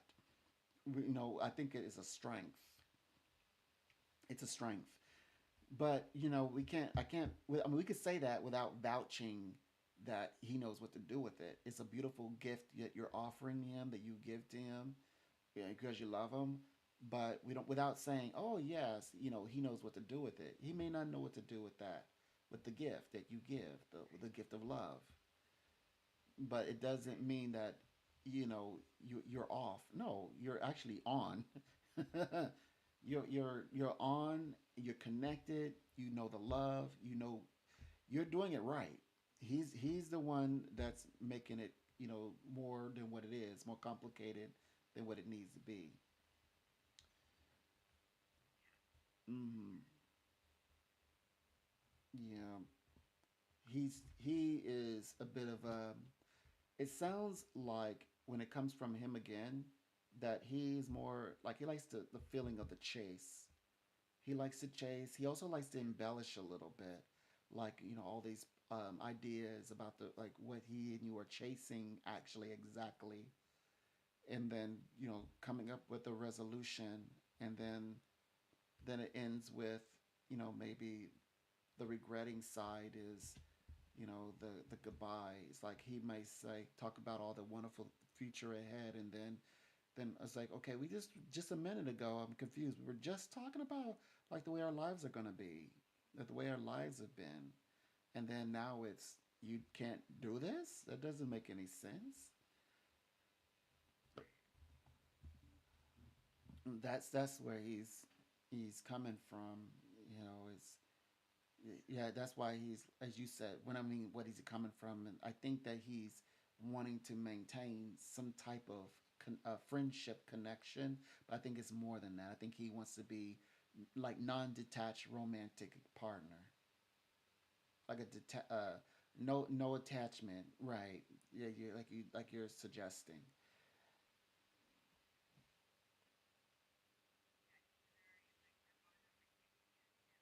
Mm, indeed, indeed.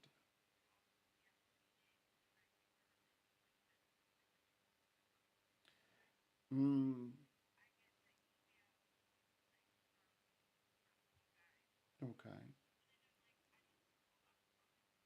sure. Mm,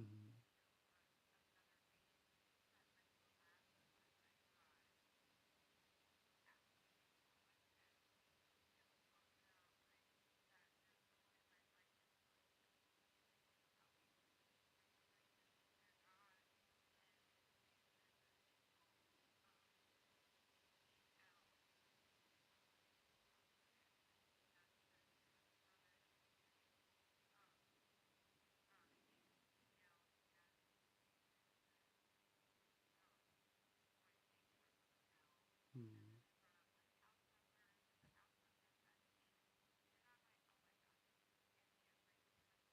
mm. Mm-hmm, mm-hmm.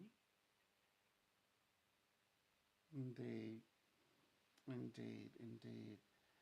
Absolutely. It can be challenging, working through these things.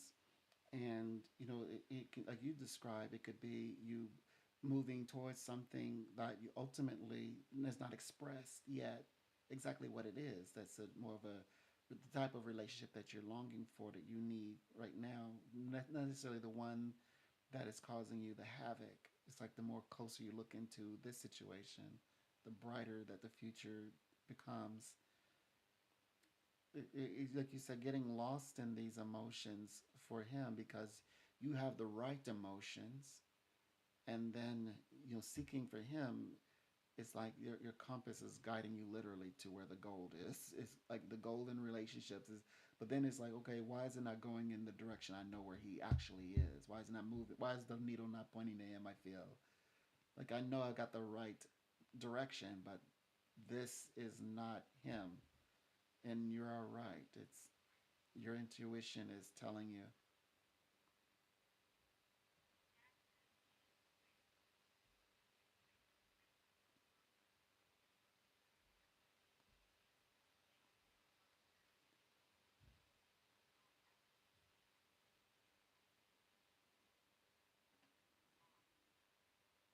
Hmm.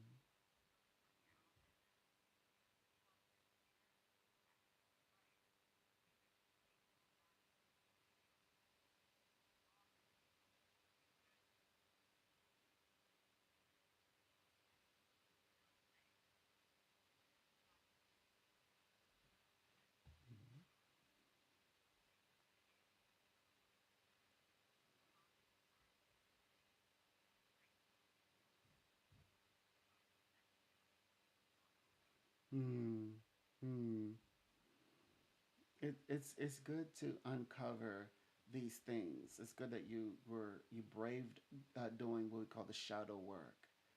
It's like that's what I pick up on. You've been doing the shadow work, and it's a best place to deal with that type of you said that overly obsessed that obsessiveness because it's like you like something you want to do something about it and you feel like you can't and then you become obsessed like well why can't you now you're able to because you're doing the work and you're putting that energy to work that feeling of obsessiveness and but it's this journey that's the thing it's it's okay to follow the path where it's obsessive and of course it's chaos you find the road in the midst of chaos the problem is are we like the that unknown answer like right now the answer did you ever imagine you would get the answer like this today but deep down inside this is the real answer like I got the answer maybe that I didn't want. I thought, oh gosh, I didn't want that answer,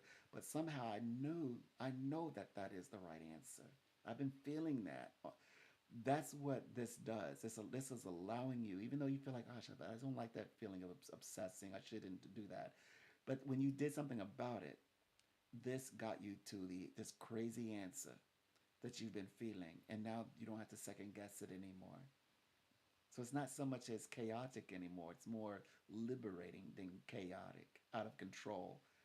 It's like obsessive and then out of control. Now it's you're obsessed in your liberation. You're liberated from the not knowing, having answers. Now you can direct this energy where you see fit. It's so much now you know it's a lot of energy. Yeah, you have a lot of it. You could be giving it to he could be receiving all this good energy and time. But we know the truth on that behind it. But now you're like, okay, going forward, now you've got all this energy, but for the right reason, right purpose, the right person who deserves it. You're going to master this. It's a very interesting concept, the shadow work, but you did it. Yes, naturally.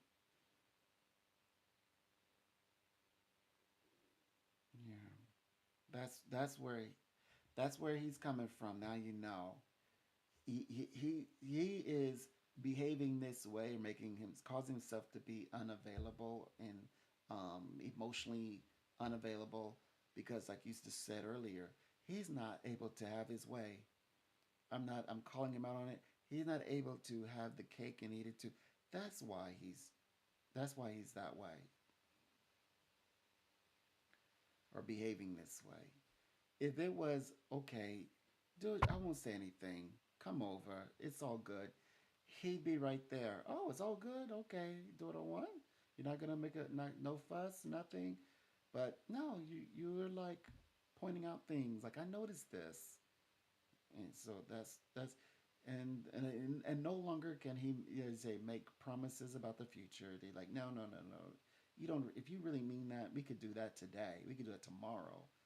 You know, like if he really is intent on bringing you together as a couple, like he suggests in the reading, it talks about, you know, him making things look bigger than better, bigger and better than what it is, and then change his mind on it, kind of like holding the future hostage. Oh well, if you don't give him cake and let him eat it too, then he'll take away the future. You know, well, he could take, he can remove himself from your future, but he cannot take away your future. You have one. You have a future of all your own, regardless if he's a part of it, and one which you're happy. We're insinuating that this future that we're, you know, he's thinks he's interrupting. Actually, you're very happy in that future, even if it's not without him. Even without him, I see you happy. Mm-hmm. Yeah.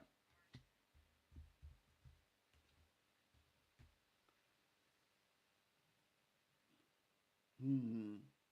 Indeed. Indeed. I don't see you in the limbo any longer.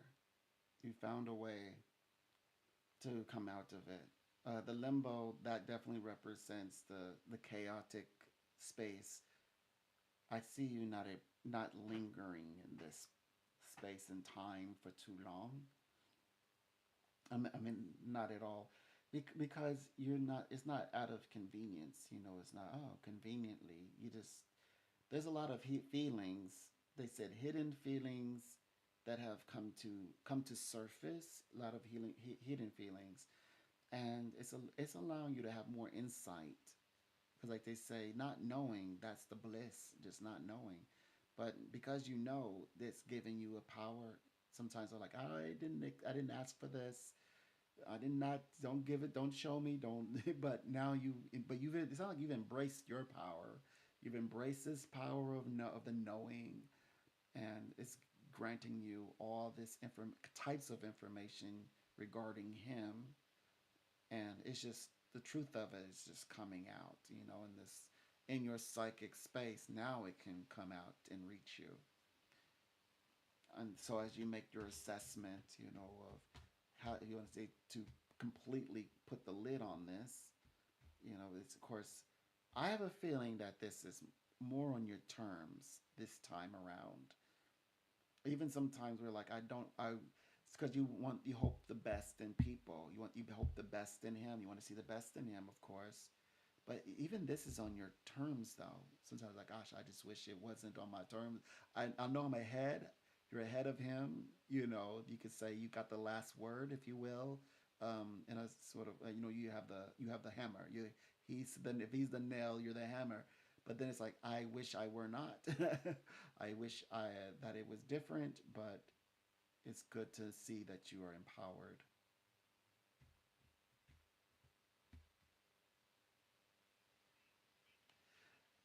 A pleasure. Spirits will lift you up. We'll speak again, I'm sure. And I know that energy will have risen so much higher.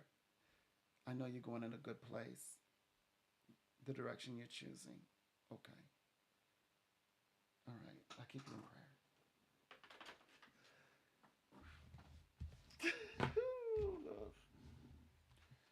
She took that rather nicely. She took that well.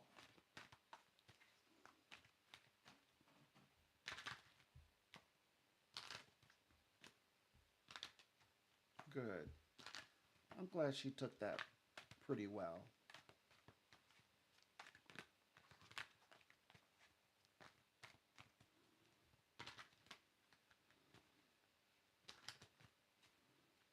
Mm.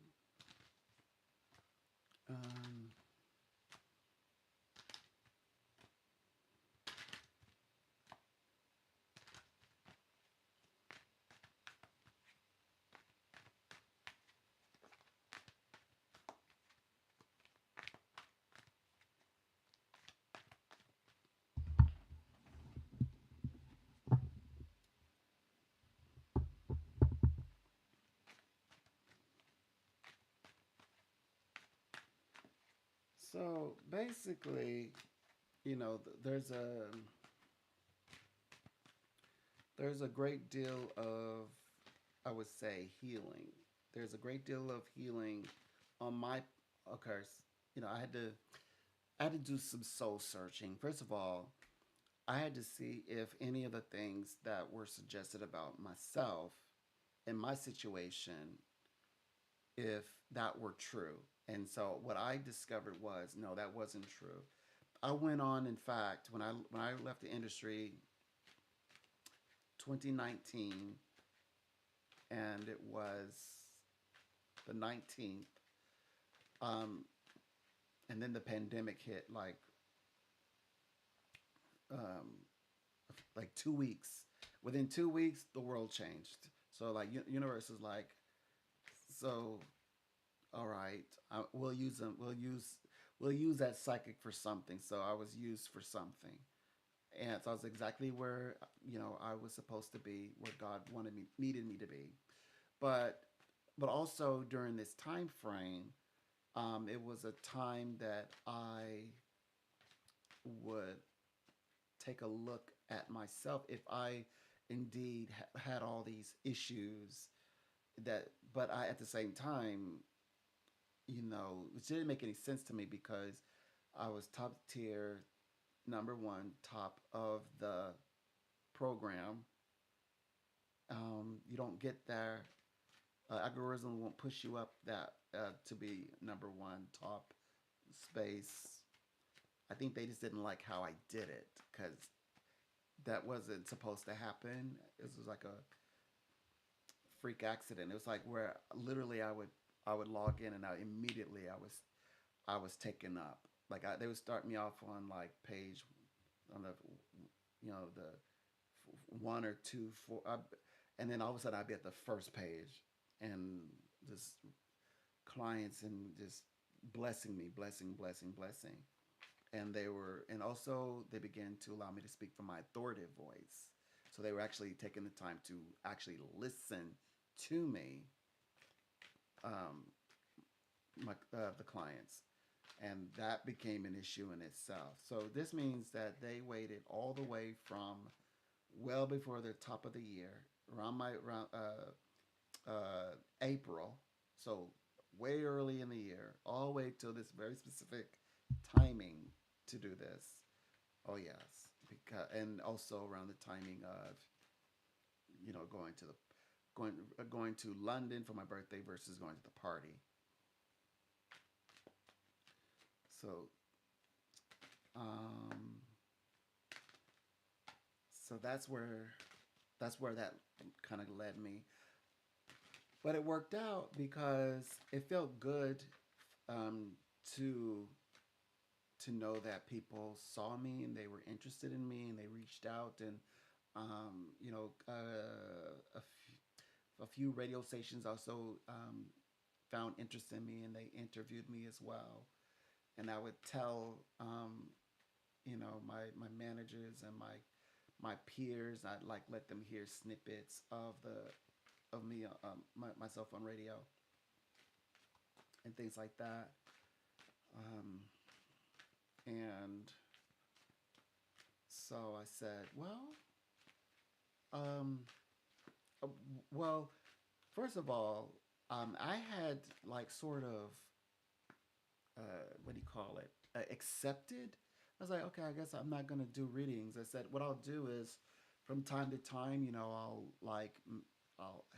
I'll make suggestions to people. If I get something, I'll slide it to them. I'll tell them what I think and what they should do. And so I started doing that. But then Spirit called me. It was a full moon. Spirit called me to go to a place I like to go to, like a clearing way out in the woods, and told me it was an Irish accent. Said, you can't keep working here. You're not going to be working here much longer. It was sounded like that, and I was like, really? So, yep. Shortly after, this was in June. This was in June. And then I was with this company, which is United Kingdom. Oh yeah, by the way, you even told me you going to come to like going to Ireland, United Kingdom. I was like, okay, so specifically, so so I stopped. Like I was okay, so no more U.S. at the time, and then it was in UK. I think it was 20. I think it was like 23. It was like 2023, and in 2024, I was in with this company with the working across. So I thought it was just London. No, it was like all of Europe, Africa, you Arab kingdoms, India, some American. Mm-hmm. Now she made a very good point. She's saying the same exact issues that I was talking about.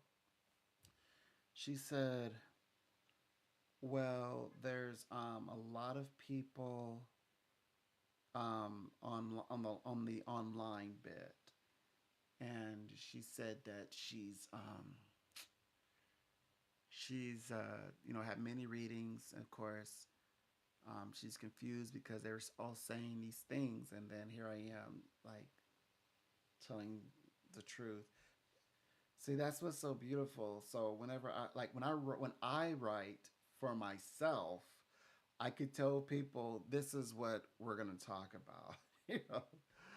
But so you have been receiving all these information, like, oh yes, this, and this, and it was like it was kind of messing me up. Maybe I should stop doing that. She was suggesting like I shouldn't do that, you know. But gosh, like how does this work? So you put all of your energy into writing, and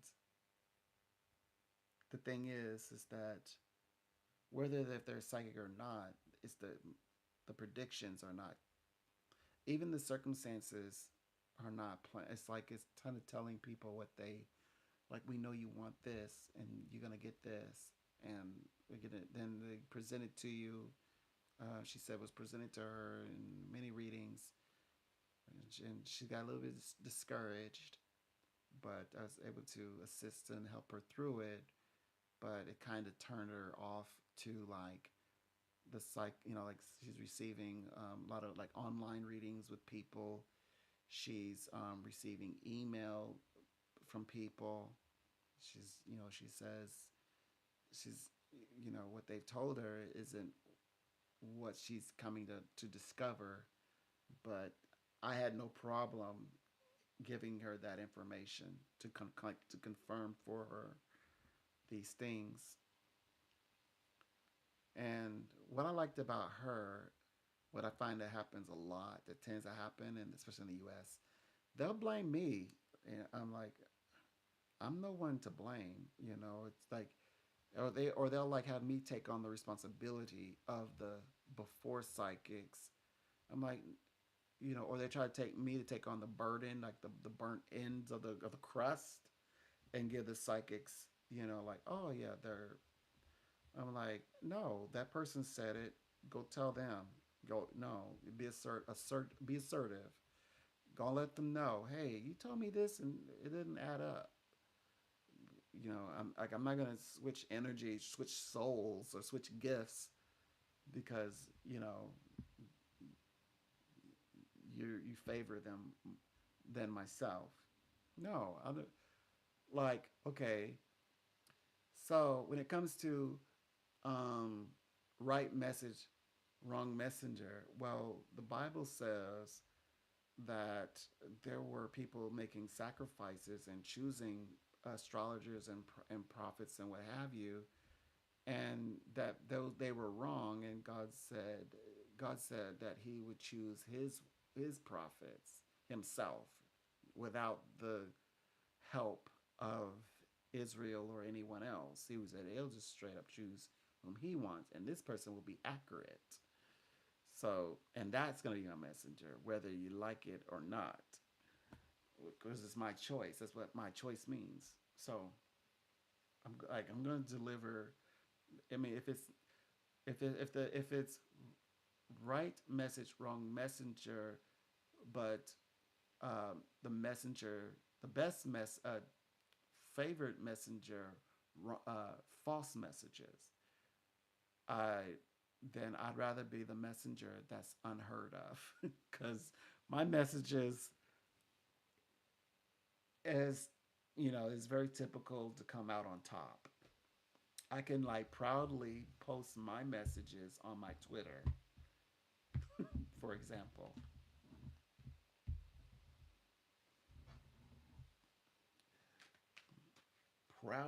I proudly post my messages.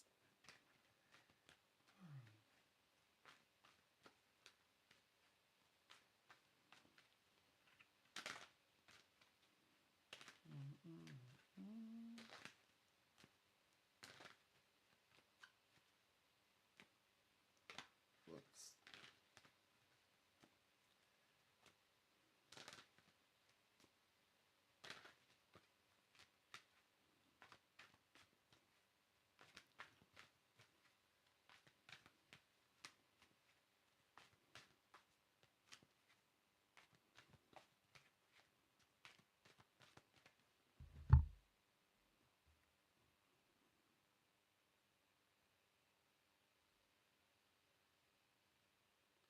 So, but anyways, the healing is always for the reason for like wanting to tell people the true reading, because it will allow for healing to take place. So I'm really big on that, like strengthening the mind, equipping people so that eventually, eventually they they do achieve what they're looking for out of life, or to get the thing that they need and want. They get there eventually. It happens. So that's what's important. Eventually they find the healing, they get to the place. But I guess, I mean, even I felt that vibration. I mean, I experienced somebody who I okay, it was like I'm okay, like I'm in in two different realms, or like half asleep. I knew I was not like my inner soul was like, I'm not I don't want to be involved with this person. I'm not interested in this person. I But there's also a part of me that says, I know that this person is something about them, like there's an obsession, there can be an obsession there.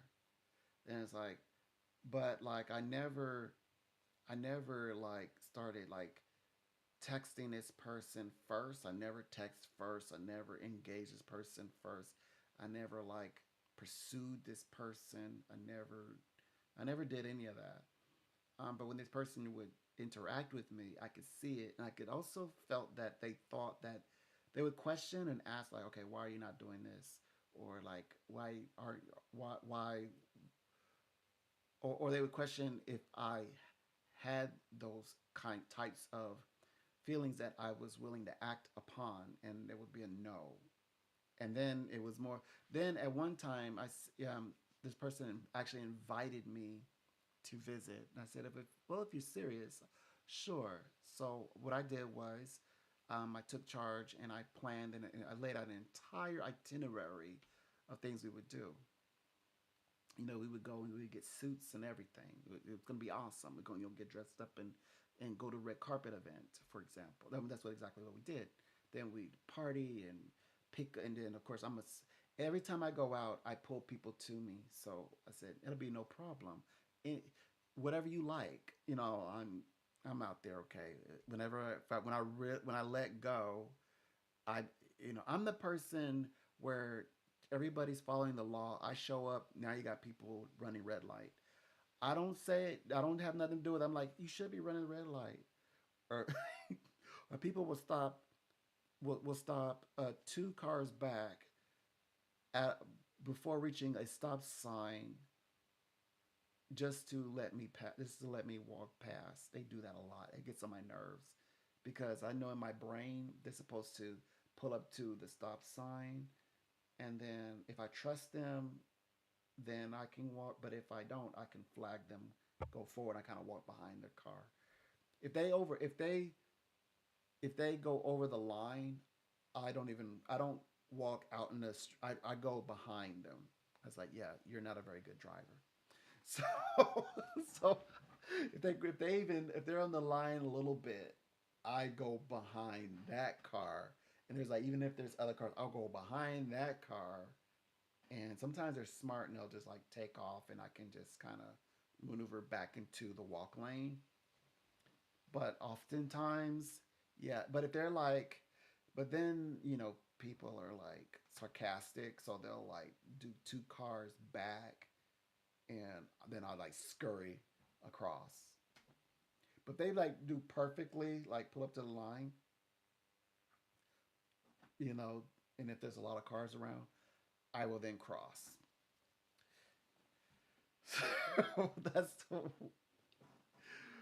So so I'm always mindful about my surroundings because I know I pull that energy. I pull like it's party time energy when I need people to behave and I need people to be like like professional. I need them to be like in there. We're in the public type of mode. So so whenever I would go out, I like when I go out, right? I like to like securing a table, drinks. I like to get the food. There's a place, the refuge. I like to do all that. So I lay it all out, and I got a curated. I captured a friendly driver who knows I am clearly American, and is gonna like no problem. Everything is factored in. No issue with the what do you call that?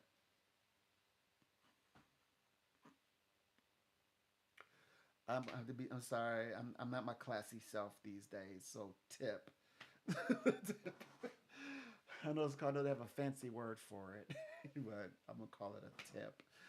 Usually they like factor it in there already, but I always put some on top of that, whatever they factor in.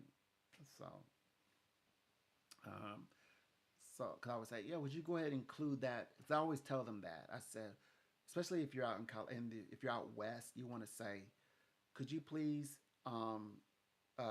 already include the I forget the name, the tip, and then you can add to whatever. So that way there's no problems at all. Like, look, you've already been tipped number one, so don't get snazzy with me. Tell me where I'm going. Don't like give me back language and don't make me feel like you're gonna run off with me. By the way, I have stories about people running off with me. It's like no, like so anyway. So there's that. Anyway, so I laid it all out. No, it's not called pituitary. That's a gland. Okay, so I laid it. So I laid it all out. So everything was going fine up until the point. Okay, I happened to check my email. My email said, "You got a raise. Oh, great. We're gonna lift you up for this amount." Now I was already doing amazing things with the amount that I had.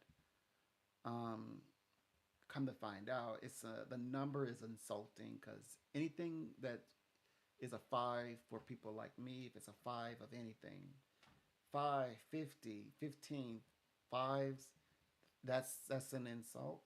That is some form of DEI, some kind of form of discrimination. That's why I'm so happy they're doing away with the concept of, or at least tell me what it is. Because if it's like if DEI is, look, I beat out everybody and you're just making sure I just have like a spot, okay, I can see that.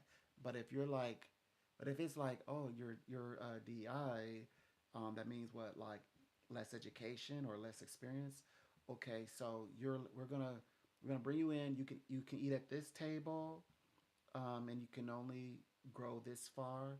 And then you're talking about me behind closed doors. You say, oh yeah, yeah, that psychic doesn't get that because yeah, he came in, under the program. That I don't want that because I believe in my whole heart I beat everybody, all the candidates out. I beat everybody up, and so they're like, oh yeah, you're the number one. I'm the number one candidate. So that's by the way, my current company is, you know, has that. So I'm a top tier in my current companies. Top tier, 5 stars. I'm not gonna let anybody forget it. There's a reason why I have to say it out loud. So yeah, so the I'm not in any kind of programs where one should worry like, do you even know what you're doing? I'm like, do you know how much you're spending? You want to ask me that? Don't insult yourself. Don't insult me either. So yeah, okay. So because I give, of course. So when I was with the other one, they were had me at that tier, a much lower tier than I am now. I had to answer that question. Yes, I have this many years of experience. I'll assure you. Well, let me. It's like every single reading, no matter what race that person was. So all of the black people and some of the whites, well, excuse me, white people, and then some like other people. I always would have to say, well, test me. Let me read for you, and if I can read for you and not ask you any questions, and if it's proper, then and if you feel comfortable, then you'll work with me, and it should only take 30 seconds. If they agree, okay. Well, let's see what you got. So our business relationship. Um, so it's not I wouldn't call it a race thing. It's like like black, all the blacks, all most of the white people, and all the other nationalities are like that. With me back in that time, now when they call, they're like, you are you you are like, but you're American. That's your rate. So yeah, that's why I'm like, oh no, no, no, y'all are not, because at the same time when they abandoned my contract, they also impeached Trump like like 8 hours, like hours apart. So when they were talking about impeachment, I was like, oh no, no, no. Oh no, no, no. We all gotta get into the Royal Rumble ring. And whoever the last one standing, that's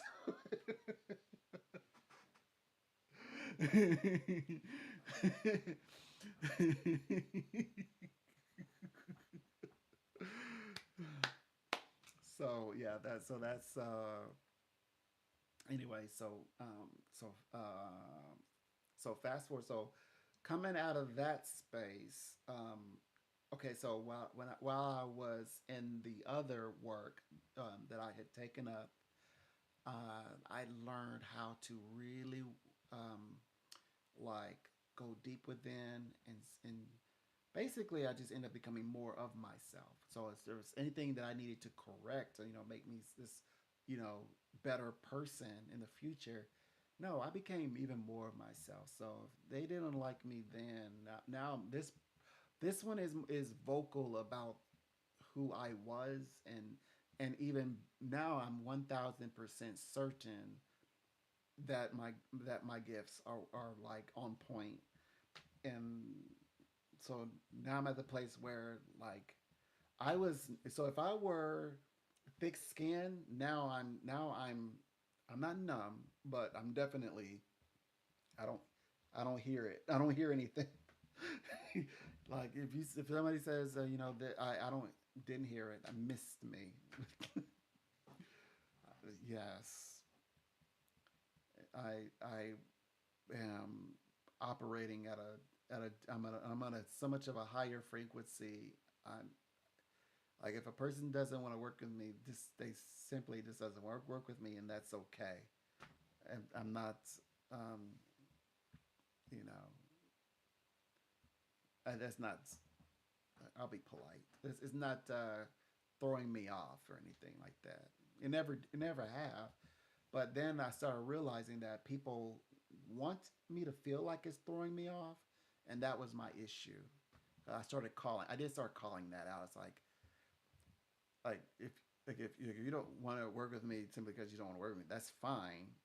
But I'm not gonna give you my energy. I'm not giving you that. Just like I don't. Okay, no, this is a little subject. Sorry. Um, like women who do not deal with men at all or male energy at all. I don't give them my energy because right, which is right. Just I know you haven't got there yet, but women who eliminate all masculine like terms out of their conversation, everything like energetically, I don't give them and even though my energy is energy of grace, I still don't give them I don't give them feminine energy through through male point of view. I don't offer that. Mm-mm. That's very destructive, and I would get the feeling of like shallow vibration and no soul. So I don't do that. I myself, I embrace the female energy coming in from the female as much as um, I pull in the masculine energy from men. So I'm working with their energy, I'm working to heal both of them. I heal both the female energy, both the male energy. So if I'm dealing with a person who is, or if it's a male that is eliminated all of the like he embraced like the let's say the male who is um, described, I would say prescribed to be whether he's gay, if he's if he is unable to embrace any like female energy, that's a I cannot really work with him either. So like because I heal in those energies because he could still be who he is. He could have not actually been with a woman at all, but he could still embrace um, the and nurture the energy of female, just like females who want nothing to do with a male can nurture the masculine vibration into healthy vibration without it the male energy having to become transformed into female energy. That's my issue. Is that I cannot conform to to the energy of female. Like when I say things, I say it exactly the way it was meant to be said. It shouldn't be re recalibrated for the female language.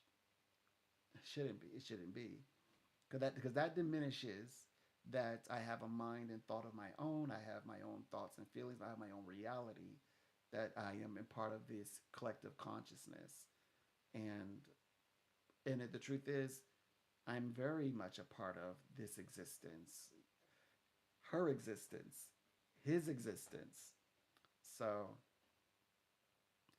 I'm very careful, like, if, but I'm also very careful if I happen to interact with a person, just because if a woman is lesbian doesn't mean I cannot work with her, because I can also respect and even identify when the language that I speak might be confusing to her, because women are biologically, energetically different than men. Like, although I may show no interest to to she, the woman, or women at all, but if she is lesbian, some in my conversations, she may feel because her perception that the information is pulling at her or being channeled to her, or that is she's being invited. And so I guide to where she understands that she is safe for her to be woman's only, and that she can naturally be guided to the woman of her true love, if you will. So that's how I deal with when I'm working with. But the women that I'm referring to, they also are um, openly and they're open. They're not like, I don't have to like dance around the subject. They own it, like they're into women. Okay, period. So I don't have to like.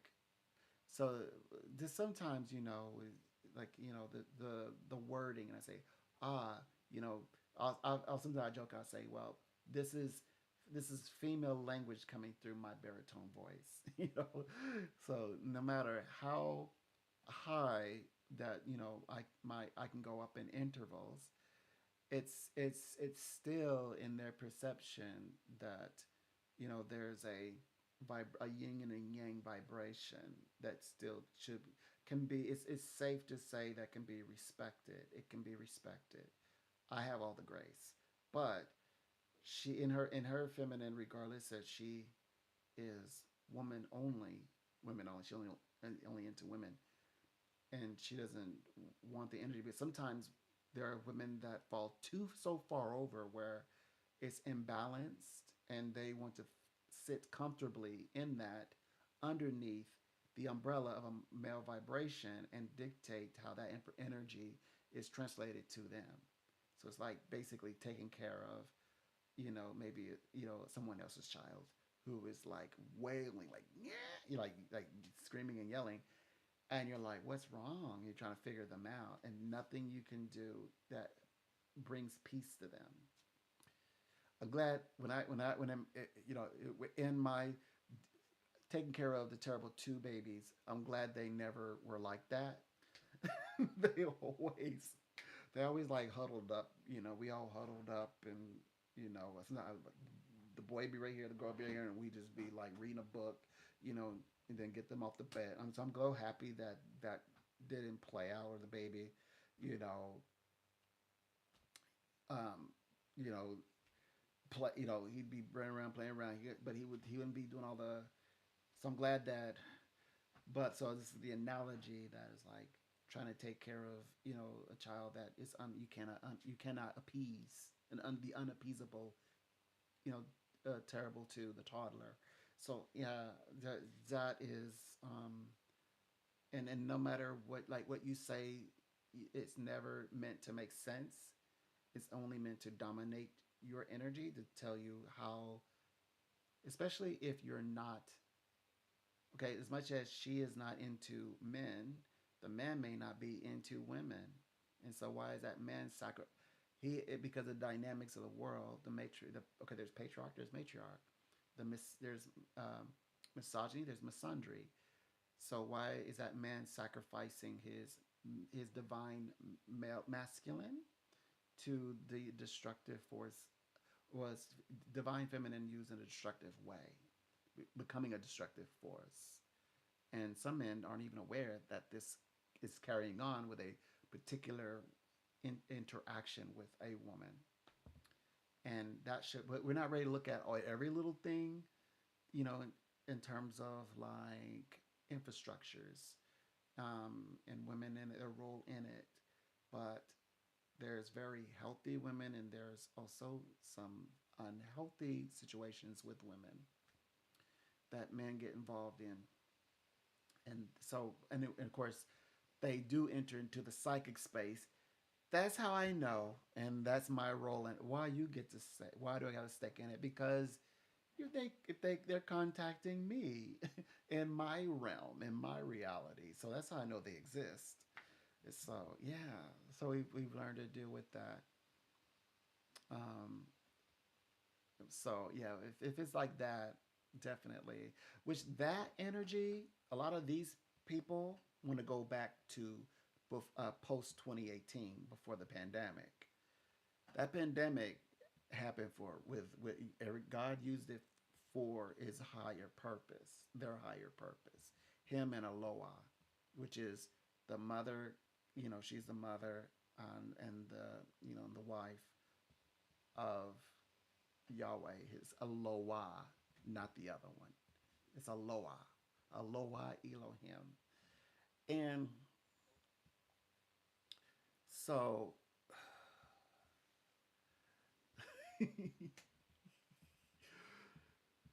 so um 2018 they were very destructive. Of course they were like, and of course Hillary was on her way until she wasn't. Donald Trump came in. That was a force that was going to rule the Western world. That was a force that was going to, as much as we wanted to see something different, something historical. However, that was going to be a nightmare. And then, um, sadly, we when we look at where this energy is coming from, so though we view the Harris campaign as, oh, sign of promise, but at the same time, it's like the Hillary that never could have been. So it's like an extension of that, and then but so it's like maybe one day it'll happen differently. But it was like that vibration of the destructive force of the that divine feminine, those personalities were re-emerging. They were buffing up. They're like, oh, we're gonna get them now. Just out of nowhere, sensible things made unsensible, and then Trump stepped forward again. So, but I'm telling you now, um, I knew astrologically Harris. No, excuse me, not Harris. Hillary was a no. That was a no. Um, I won't go into the astrologicals, but it had everything to do with Age of Aquarius. Harris, I'll be honest with you, I was like, I'm gonna be honest with you, I was like, I've never been a Democrat, never voted Democrat. So every time, I have my license review, they say, has anything changed? You still a Republican? Yeah, I'm still a Republican. I'm a Republican day one. But I was like, this is gonna be a beautiful thing. I was like, in my mind, I was like, I'm gonna be optimistic. I'm gonna be optimistic. I'm gonna be optimistic. Of course, I did astrological chart readings on both candidates, both Hillary and Trump, and of course, um, they were unbiased, and it wasn't meant to say, "Oh, this one's better, this one's better." I gave like reasons why both of them were good and what both of them could work on. Uh, now Trump is just, like he's making all these. Of course, I talked about it on my Twitter, and I shared it on my yesterday's live. I got more things I'm going to talk about with the Tower, which is a higher arcana card. I'm going to talk about that, but I'm going to post it on my Twitter, and then I'll do a live of everything that I stated. It's a lot of information, by the way. But I'm going to put first on Twitter, and then I'm going to to my bring it here to my YouTube. Um, so, oh yeah, and accountability is also in there as well. So people ask me, well, you ever think, what about this Hillary campaign? I said, well, there's a seat, and the closest, as close as there's so much like, and on the way to Age of Aquarius that men are learning, also women are learning. Women are learning the great power that they wield and being accountable for that power. Of course, that was said in the old company that I was with because people asked, and oh boy. And I know that I also had positive readings about Trump. So I mean, I'm putting all this together. It's making more sense, more sense, more sense, you know. And so, but yeah, I was optimistic that there might be. I'm gonna be honest. I was optimistic, even in spite of like, come on, are they ready? Like this. There's this group. There's this group but they keep coming after me. Somehow they kept landing in front of me. So it wasn't that it's a group; they're doing their thing. The it, it I would only talk about it if I experienced it, and it was directed at me. So which then that's what makes me say maybe someday, but not today, not right now. Like so many healthy things are happening under Trump.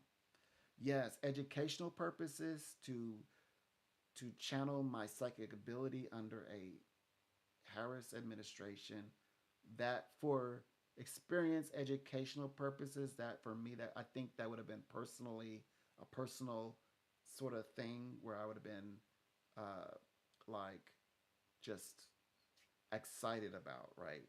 But at the same time, on a survival, we talk about survival, and of course, this world, it's there's a lot of chaos. There's a lot of strong uh, men who have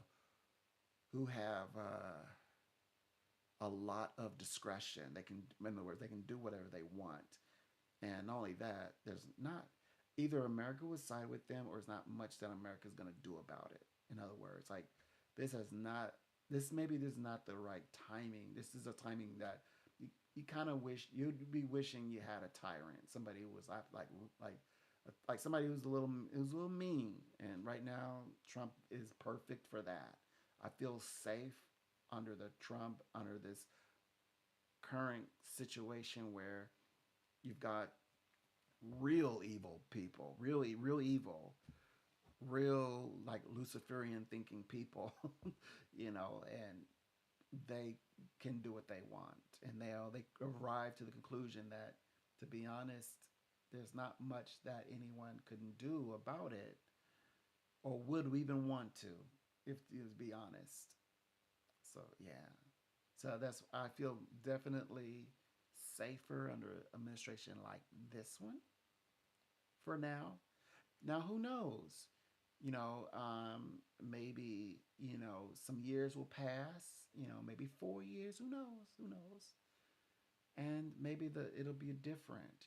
Maybe the dust will settle. Everyone will have an understanding, and then maybe for a short time there'll be a time for a woman president, and then maybe that will work out perfectly. Maybe the Democratic Party and the Republican Party will align one day. They'll align again one day, and instead of being so much in opposition, maybe they'll have a common a goal to achieve, and then maybe under those circumstances, a woman who can be president but yet be supported by the male counterparts.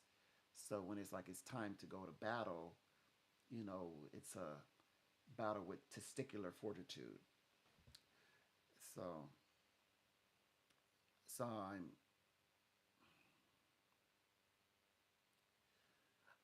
I didn't just have this epiphany in November. This this came months. I was like, as a year was become 2025, that's I began to come back to my senses. So I was like, yeah, I know we need a tyrant. Or some when I say that, it's we need somebody up there. Like, no, we don't know someone who is like reactive, like who responds aggressively. But in this climate, you want to say who responds super aggressively. That's, oh gosh. So, mm-hmm.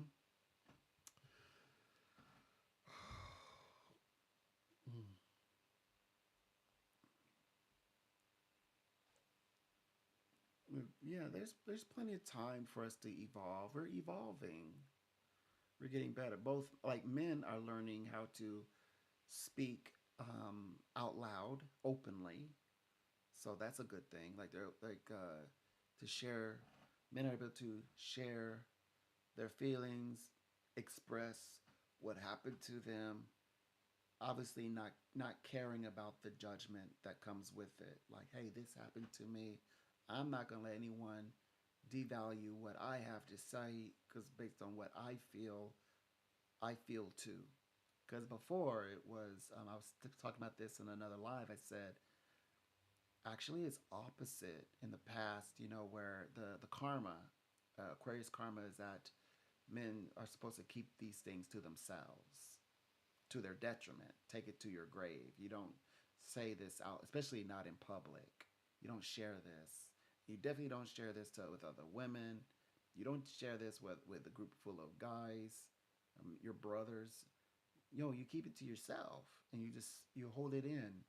you know, that's the old like the history of it and what, but it's a karma, and so man has to find resolution in dealing with things that are difficult but in the right context, in the right way, not where it gives permission where, oh look, that's why all these emotions are flying around. No, it's how to channel your emotions in the right in the right way, in the right context. That's what it means. So for example, um, in another part of the world, which is a hot topic, like top two, I rank it as top two topic for men and women, and that is like okay, obviously as Cash Patel and Pam Bondi, when there's a ring of men and they're doing who only God would want to know what, but when everybody finds out what that what is, the human thing to do is to break it all up, break it, smash it into little bitty pieces where nobody will find it, and they made it very clear. There's like they're gonna hunt these people down, take advantage of people like human trafficking, just like the Bible said in Job. But Pat Capital said, you know, putting them in cages, you know, put them in a cage, show them what a cage looks like from the inside. And okay, so there's that. So we got that out of the way. Now, my client dealing with a situation where a woman is, what's that word again? It always starts with it always starts with exploitation. Okay. Uh, I don't think I'm gonna. I've been lucky a few times. I don't know if I'm gonna be lucky again and say it this time, but uh, it's trying to. Yeah, I'm not gonna get it. Okay, so anyway, trying to get money and gifts and things like that from him. Trying to and threatening, outright threatening, extortion. Thank you, extorting him. I mean, to his face, which means she thinks that I mean, okay, a woman to threaten a man in the form of extortion to his face would, I mean, that says a lot. What she thinks of that man, like she has thinks he has no energy whatsoever, or no backbone, or not, or unable to deal with emotions. Because here was this sweet little thing at first, and all of a sudden she's like, "I'm gonna extort you to your face. I will bring in the law. You this you need to, of course, money and gifts and things like that." Well, he immediately contacted lawyer. Just as quickly as he needed to be on top of that says a lot. The fact that that's almost to the point of like being threatened by a man who says he's going to come over and he's bringing weapons, he got ready. He went over there and he connected his lawyer very quickly, and then um, and he made a statement. He said, "Well, like this isn't America. You can't just say what you." I said, "Whoa, whoa, whoa, wait. We're learning. We're catching up to you. In your place, they actually hold the woman accountable if she says these things, and she gets in trouble. They said, the lawyer said, yeah, she'll be in so much trouble. We'll bring it right to her doorstep. Don't worry.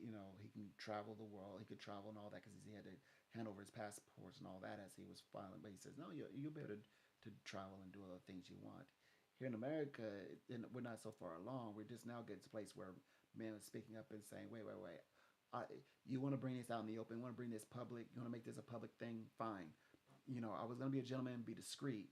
So now I'm going to bring it all out. And we talked about that too. Like, well, see, it's her fault because you had to battle. Am I a gentleman now? Now look at me. It's like, if I defend myself, I'm wrong. If I don't defend myself, I'm in trouble and I'm going to be exploited. I'm going to, and she's going to take things from me that I willingly did not give. And then what about, I'm supposed to protect myself. And he didn't want to admit that that hurt. And I said that. He said, no, it doesn't hurt. But at the end, he said, yeah, it hurt and it's unfair, even sexually unfair. It's unfair, all the whole thing. It's like, it's okay, it's okay, it's okay, it's okay. Yeah, let it all out. And so he's so men are learning how to speak about these things as whether comfortably or not, but to actually speak about it in a way that they can convey the situation, express what's going on with them openly with others or with someone else, with a lawyer, the right way, rather than this being held and then it blows up later, or something horrific happens, or he actually just gets that fancy word I keep forgetting, exploited.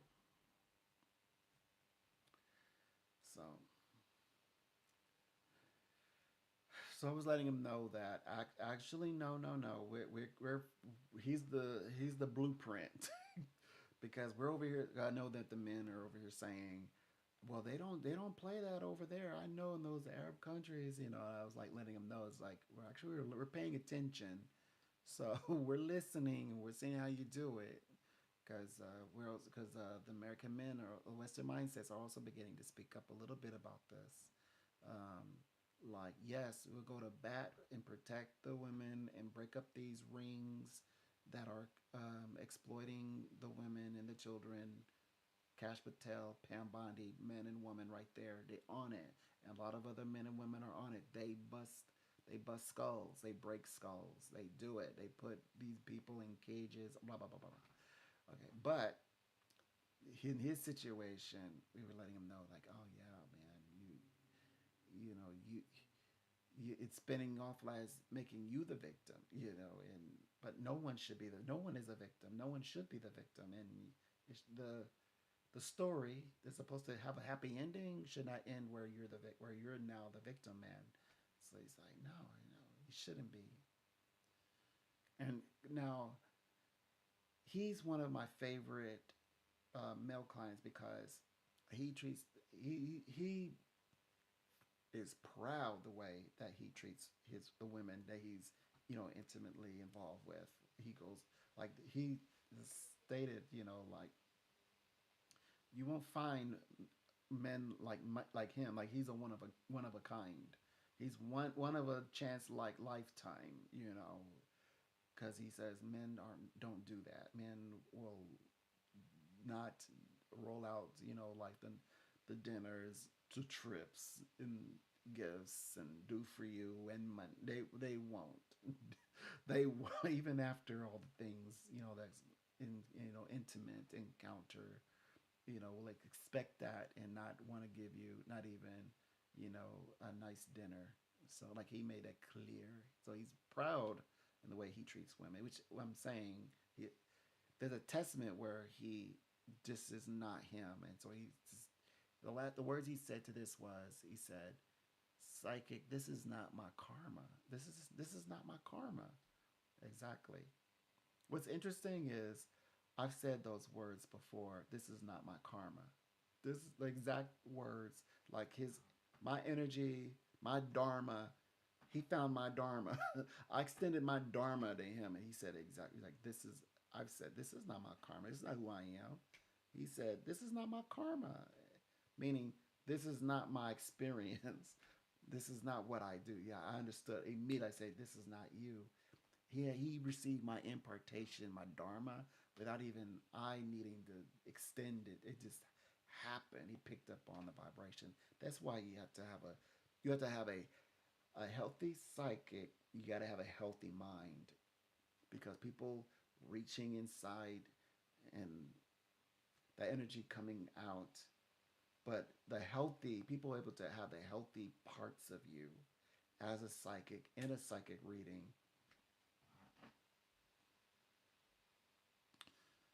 That's what I'm talking about. That's what I do with both the men and the women.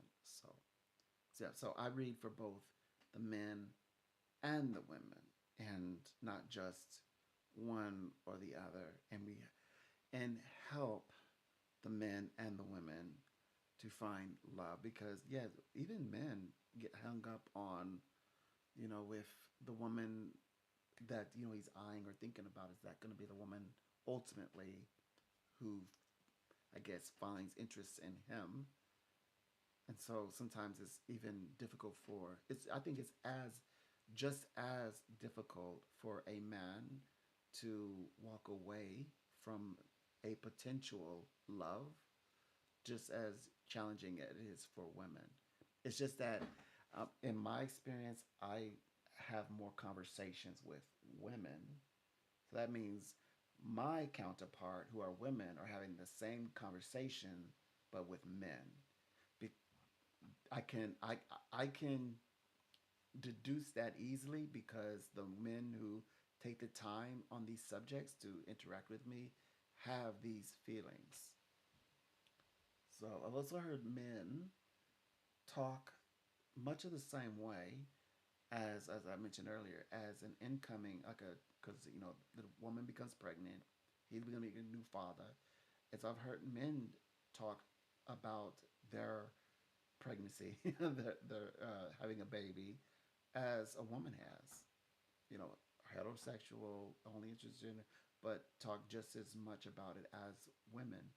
So yeah, that's very fascinating. Which that means my counterpart are actually having these conversations, but people will, I guess, run in between us to ask very unique questions. Like women will sometimes contact me just to get a male's perspective or get a like as you say like an alternative perspective. I've talked with women that says I've never talked with a male psychic before, so they would choose me. It's the closest like as close as I'm gonna as I want to get, and but I don't think of it like that. They may think of it like that because I know that you know the secular world is discriminatory, and it is, and also people have their own individual biases, and industry itself in itself can be biased as well for many reasons. Like intuition versus the foreknowledge. Um, so anyway, I'm not trying to go in that realm, but sometimes what people want to know is more like secular information, and so if they're having a human experience, I cannot lend them my energy because that's to suggest that I am a participant of that reality, and I'm not. So I would never have the ability to know. So the way that I balance that out is I channel spirit, and spirit helps to guide to the beneficial answers that they're looking for without myself having to act and pretend that I'm doing what, because what he may be, what she sees in him, and I may not be able to recognize what she sees in him, and he may be doing things that may be unrecognizable for me, on a personal level. So I cannot compare. Sometimes they want me to do that, but I don't do that. I don't do that at all. I stay true to spirit. I said, well, what I'll do is I'll guide you and get you to way spirit is going to give you the answers, because I would never participate in. I wouldn't do things in the way that it's being done presented here.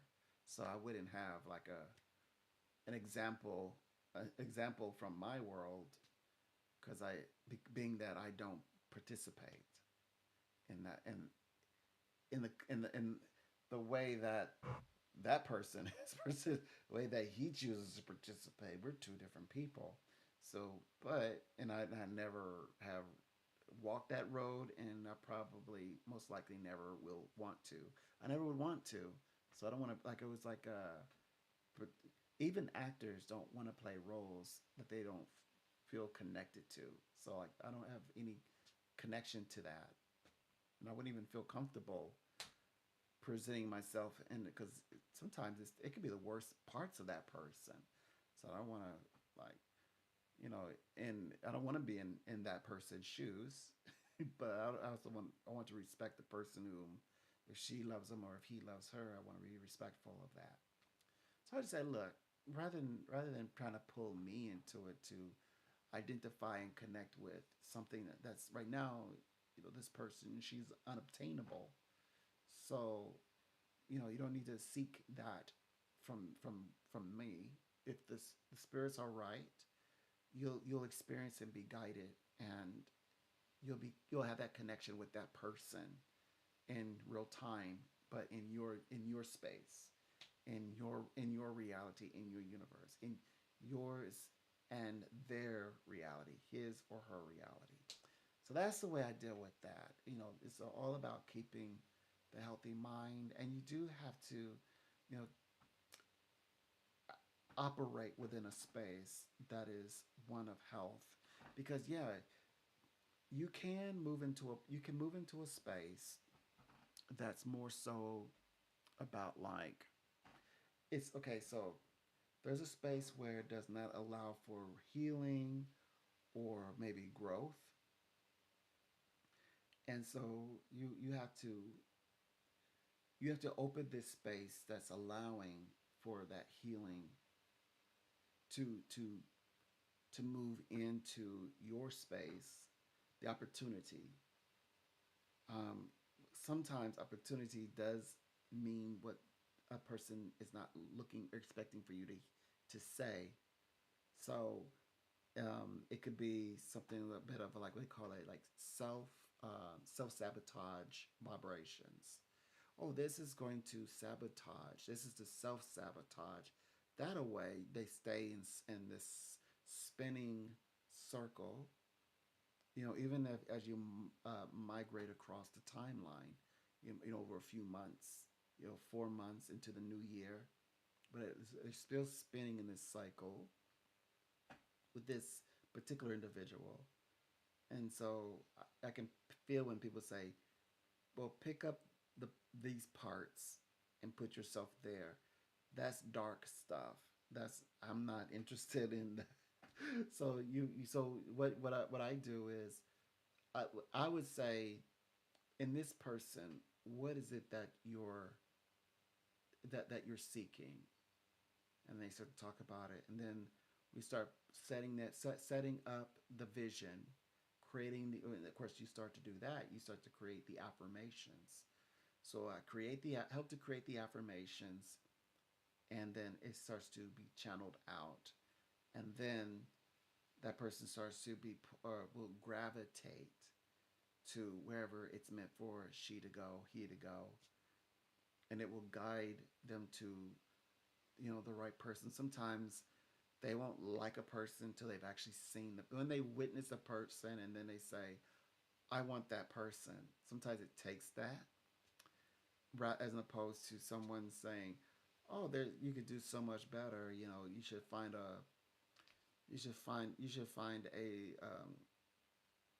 somebody by the name of whomever, a Brandy or Brandon, whomever," and you're like, "Okay, tell me about him." And it's like when you start to speak, it's like your grandparent is telling you about the nice fine gentleman or the nice girl next door. Like you should go and introduce yourself.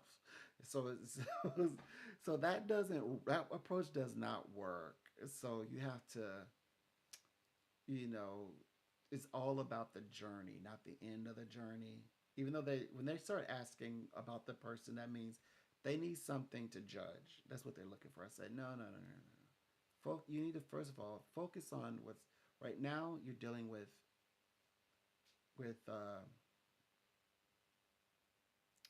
whomever, whatever their name is.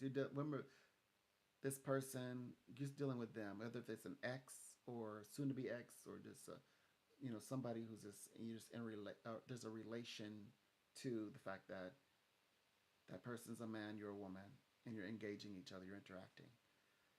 So now you both have to figure out exactly, like what you're talking about, but then in the reading with me, you're discovering what's going on, the internal dialogue for yourself, what you're talking about. And then that person grows. The person who I'm speaking with begins to say the things what they want, what they need, and what they're not getting, and why not, and when did that start, and then we can go into those ideas, but we also have to be true to the reading because it shouldn't turn into a counseling session. So, and also it shouldn't turn into like this person wants you forever. Think like making up stuff. Creating a fantasy or emotional fantasy. Said through a calm voice like mine, and then but only to go on and often everything opposite said back to you. That could be hurtful. So definitely we don't want to do that because that's bad mojo, and we got to keep the psychic energy clean. We got to keep their thoughts clean and healthy and positive, and we want to give them the ability, to unlocking their own power. Because they do that, they become a better person. Also, they can help other people become better, and they can attract, of course, attracting better people. And the quality of love, or friendships, whatever the relations that they want with the person, they can attract that person's energy, or the energy of those circumstances to play out in their lives. And of course, they can become more happy, more finding more joy from life, out of life, imagining themselves opening the door to a future that they never anticipated. And finally, it's their turn to talk about the types of experiences that usually they're the ones on the sideline listening to, all the other people describe how it happened to them. Now it's happening for for themselves. So that's what I work to do. I work to help my clients to achieve the things that they're looking at everybody else achieve around them. They said, that kind of thing never happens to me. I'm always like I'm I'm like maybe not the chosen, but then I just spoke to one that says this thing kind of thing never happens to me. I'm not the one that's chosen. I'm the one that's kind of, like they're the option. I'm used to being like the person said. I'm used to more like being the option. This person is chosen today. This person chosen. The person chose them to be their number. They're to be their one, and they're like, so this is real. Like it's kind of like a pinch myself moment. I gotta pinch myself, make sure that I'm. I'm like I'm rest assure you, you're not dreaming. You're here speaking with me, and this is no dream. I assure you. I promise. And so it's like, oh, okay. So, and in fact, this is my couple that's gonna talk about marriages. This is my couple that's gonna marry at some point, like around the end of the year, like 2026. They're going to marry, and so is he just well, so they had to sort of confirm some things. So it's like they've reached the highest point. They don't want to ruin anything. So it's like they're still, so they're like sending flowers like between each other. Like there are flowers. I see like yellow flowers. Like there are flowers running in between the two of them. And basically, it's, and they have been together for a very long time. So this like this next chapter, he said that well, it's for them to live together. Of course, living together that illustrates the only reason why they're going to live together is because they're going to be married. So that is like what do you call it? That's the end game. That's the goal. That's what he wants. Other than that, it's more like this is loving on each other, sending in the vibrations. And she's like well, it's whatever. They were already together. That's what she how she views it. Psychically, we could say, well, they're already married, but spirit is very specific. Spirit, yes, will acknowledge couples that are psychically married or spiritually married before they're married on paper.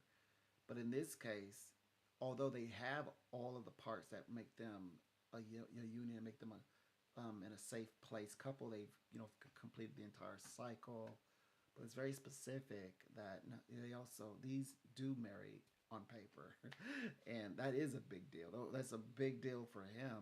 It's like as he says, as promised, as promised. I promised you. As promised. We live together. As we live together, have our house together, we marry. It's because we married. This is like this next time around. They live together.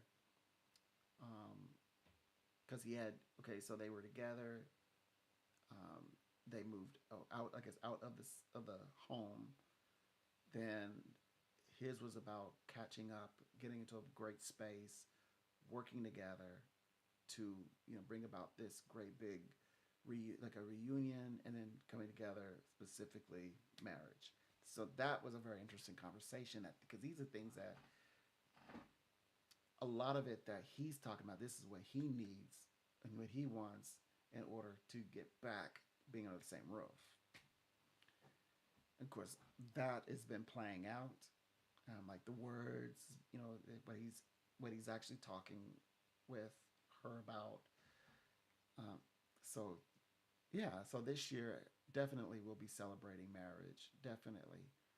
Um, what else? What else? What else? What else? Oh, so 2024 is the year of resources. 2025, of course, this matches up to Trump very well.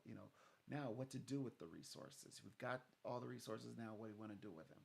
So that's, of course, this is a universal, timeless reading as well. So people, are getting together. So groups are coming together, and of course, it's about resources and making money and businesses and things like that.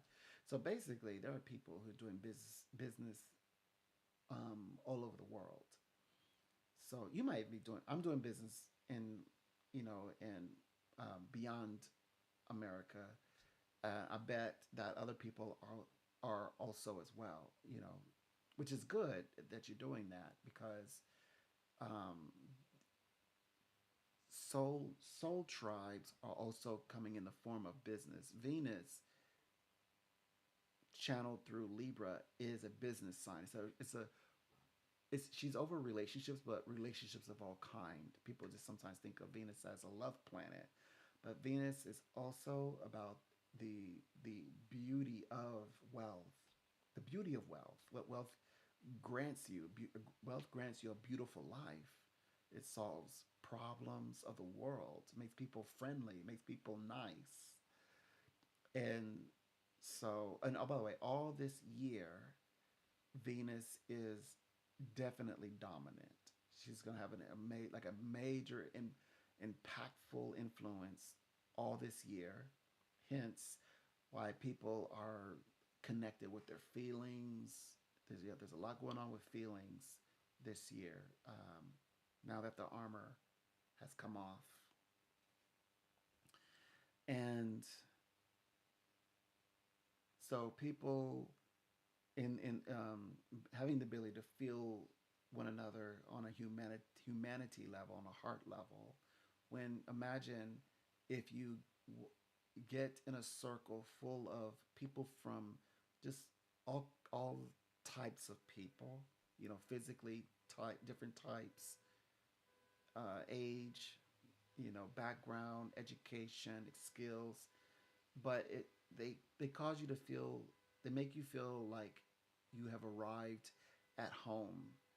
That's what this is able to do. That's what this is able to do.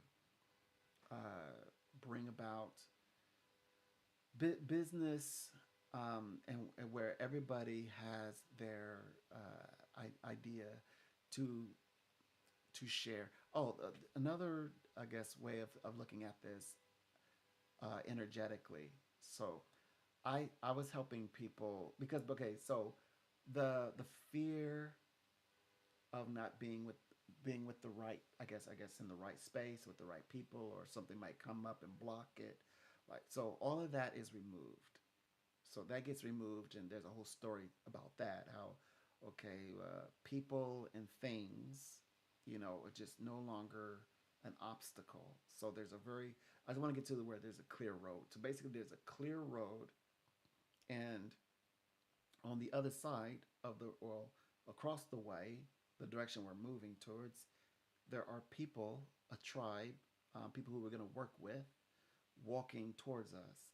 The same blocks, that were whatever was blocking our view, was blocking their view, and now that is out of the way. Now we both see each other, and we realize we're both of the same light. We're the same, maybe ideas on what we want to do.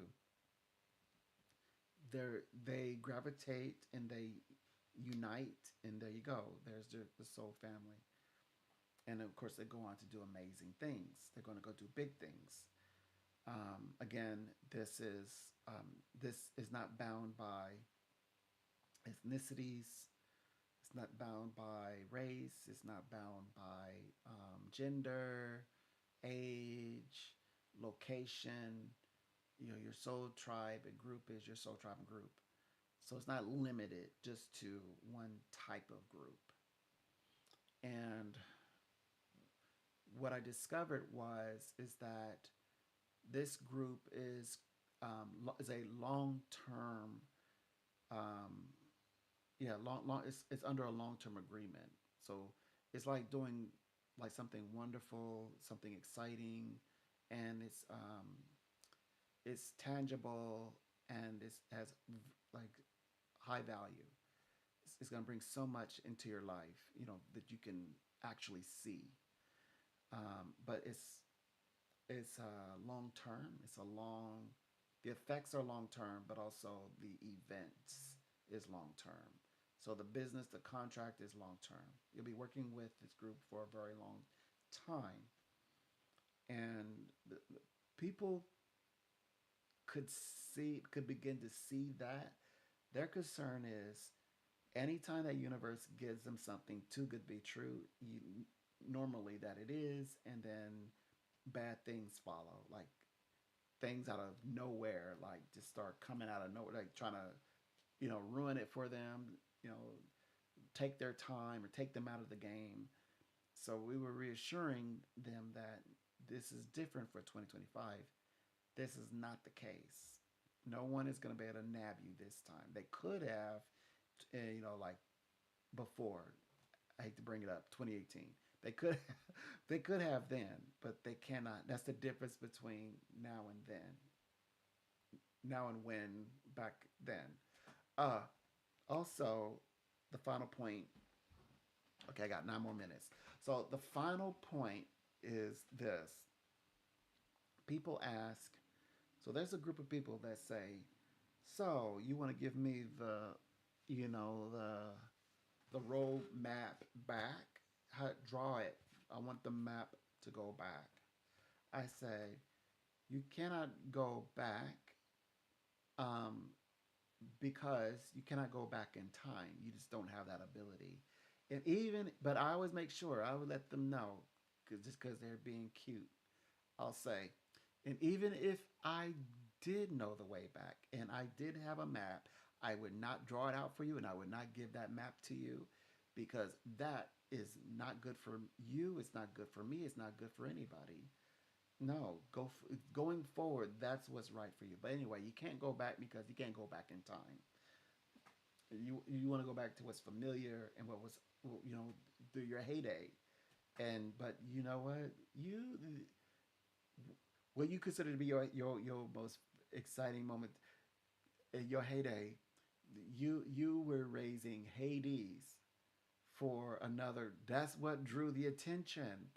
And of course, no one is going to volunteer you the way back or the map back. No one wants to go back to that. Nobody, not even not okay. What on both sides? If you're Republican, if you are Democratic, both of them said they don't want to go back to what it was. They don't want to go. Republicans don't want to go back in time. Democratic people, that's their motto, isn't it? Their motto is "Don't go back" or something like that. Republicans are saying, "Look, we're not going back to that." So it's like that's one agreement. That's where they both meet. Nobody except this one. There is a group that's like there's always that group that say when it says okay it's time to go into the age of Aquarius, it's time to enter to bring in the new year, it's time to enter a new chapter, a new phase. There's always that person or that group that say I don't want to. I don't care if it's a lot of wealth over there, riches, better job, whole well-rounded lifestyle. I don't care if that is the most prize winning I want to say horse, the best pick of mate in the stock. I want this one. I want to stay here. I sacrifice all of no. It's like it makes me. I'm gonna be honest with you. It makes me imagine in my brain. I'm like, I'm so happy that you don't have powers. you don't have.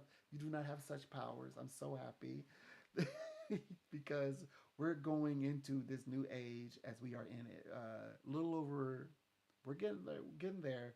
Almost a year and a quarter. That's what it is. 1 year and a quarter into age of Aquarius, and we're going forward. That's what we should be saying next, and we're going forward. We already said what we're not gonna do. Let's talk about what we're gonna do. That's why I can't get on board with this. I understand. Look, I get it. People didn't get their way, but I don't. I cannot. There's a lot of us. There's another group of us. Like there's a group that they can be mad for 4 years and be idle for 4 years, and they can afford it. There's another group like myself. If we try that, we're gonna starve. We're not gonna make it. We're probably gonna die. So without a survival, like I cannot be angry for 4 years because I take I take really great care of my blood pressure. I cannot get too excited like in that context because I become short of breath. I have to like and I had to like be able to eat healthy. Like I'm like imagining I got a nice golden apple waiting for me. So I can't wait. Yeah, I'm about to go and bite it. Yeah, my golden apple that is. So I mean, there's a lot of us we just cannot afford. We don't have that luxury life to say I'm going to be mad for 4 years and I'm going to be inept and unreachable and unwilling and and not useful for 4 years. Can't do that. Anyway, now as a metaphysical practitioner, life is okay, right? So life is okay. I'm I'm figuring out, I'm at the top companies right now, so I'm figuring out what do I want to do now versus what I wasn't allowed to do then. What do I want to do now? That's what I'm teaching people. What can you do to change your current circumstances right now? And yes, within these 4 years, yes, under the current administration, the Trump administration, now we can say his name out loud, even if you didn't vote for his administration, if you didn't vote for Trump, if you did vote for Trump, if you if you voted for the administration all the way, okay, fine. But what are you going to do right now? What are you going to do right now? Right now, you have the ability, the resources that fall from out of all of this. Do something with it. Just because it's a seed, it is a seed that's plantable, and you can plant it, and it's has a power to nourish you. Plant the seed. Yes, you may not like the brand in which it's branded, but do something with it. Don't say, "Oh, I can't because of your beliefs or your religion." No, maybe I'm not saying no. I shouldn't say religion or God in this one. Maybe it was maybe it was more beneficial that you take what you're given, plant, and find, because we're smart. We find ways to get out of a maze. So find, like, utilize the seeds, become nourished in yourself, cr- create new mathematic, create formulas, create new strategize, create strategies, new strategies, and strategize, and find your way to the world you want. But don't wait till 4 years out, 5 years out. Don't wait till for the next president, next administration. Anyway, how do you know that in the next 4 years that you're even going to be happy with the new leadership that comes in? Okay, because although people are saying yes, Trump, let's do another term. Trump is like, I don't know, if should I do another term? They're trying to drum him up to do it. He's like, I don't know if I want to, because I kind of won this one. Like, I won out, won big, won everything, took all the chips. I won all the chips. So then what happens?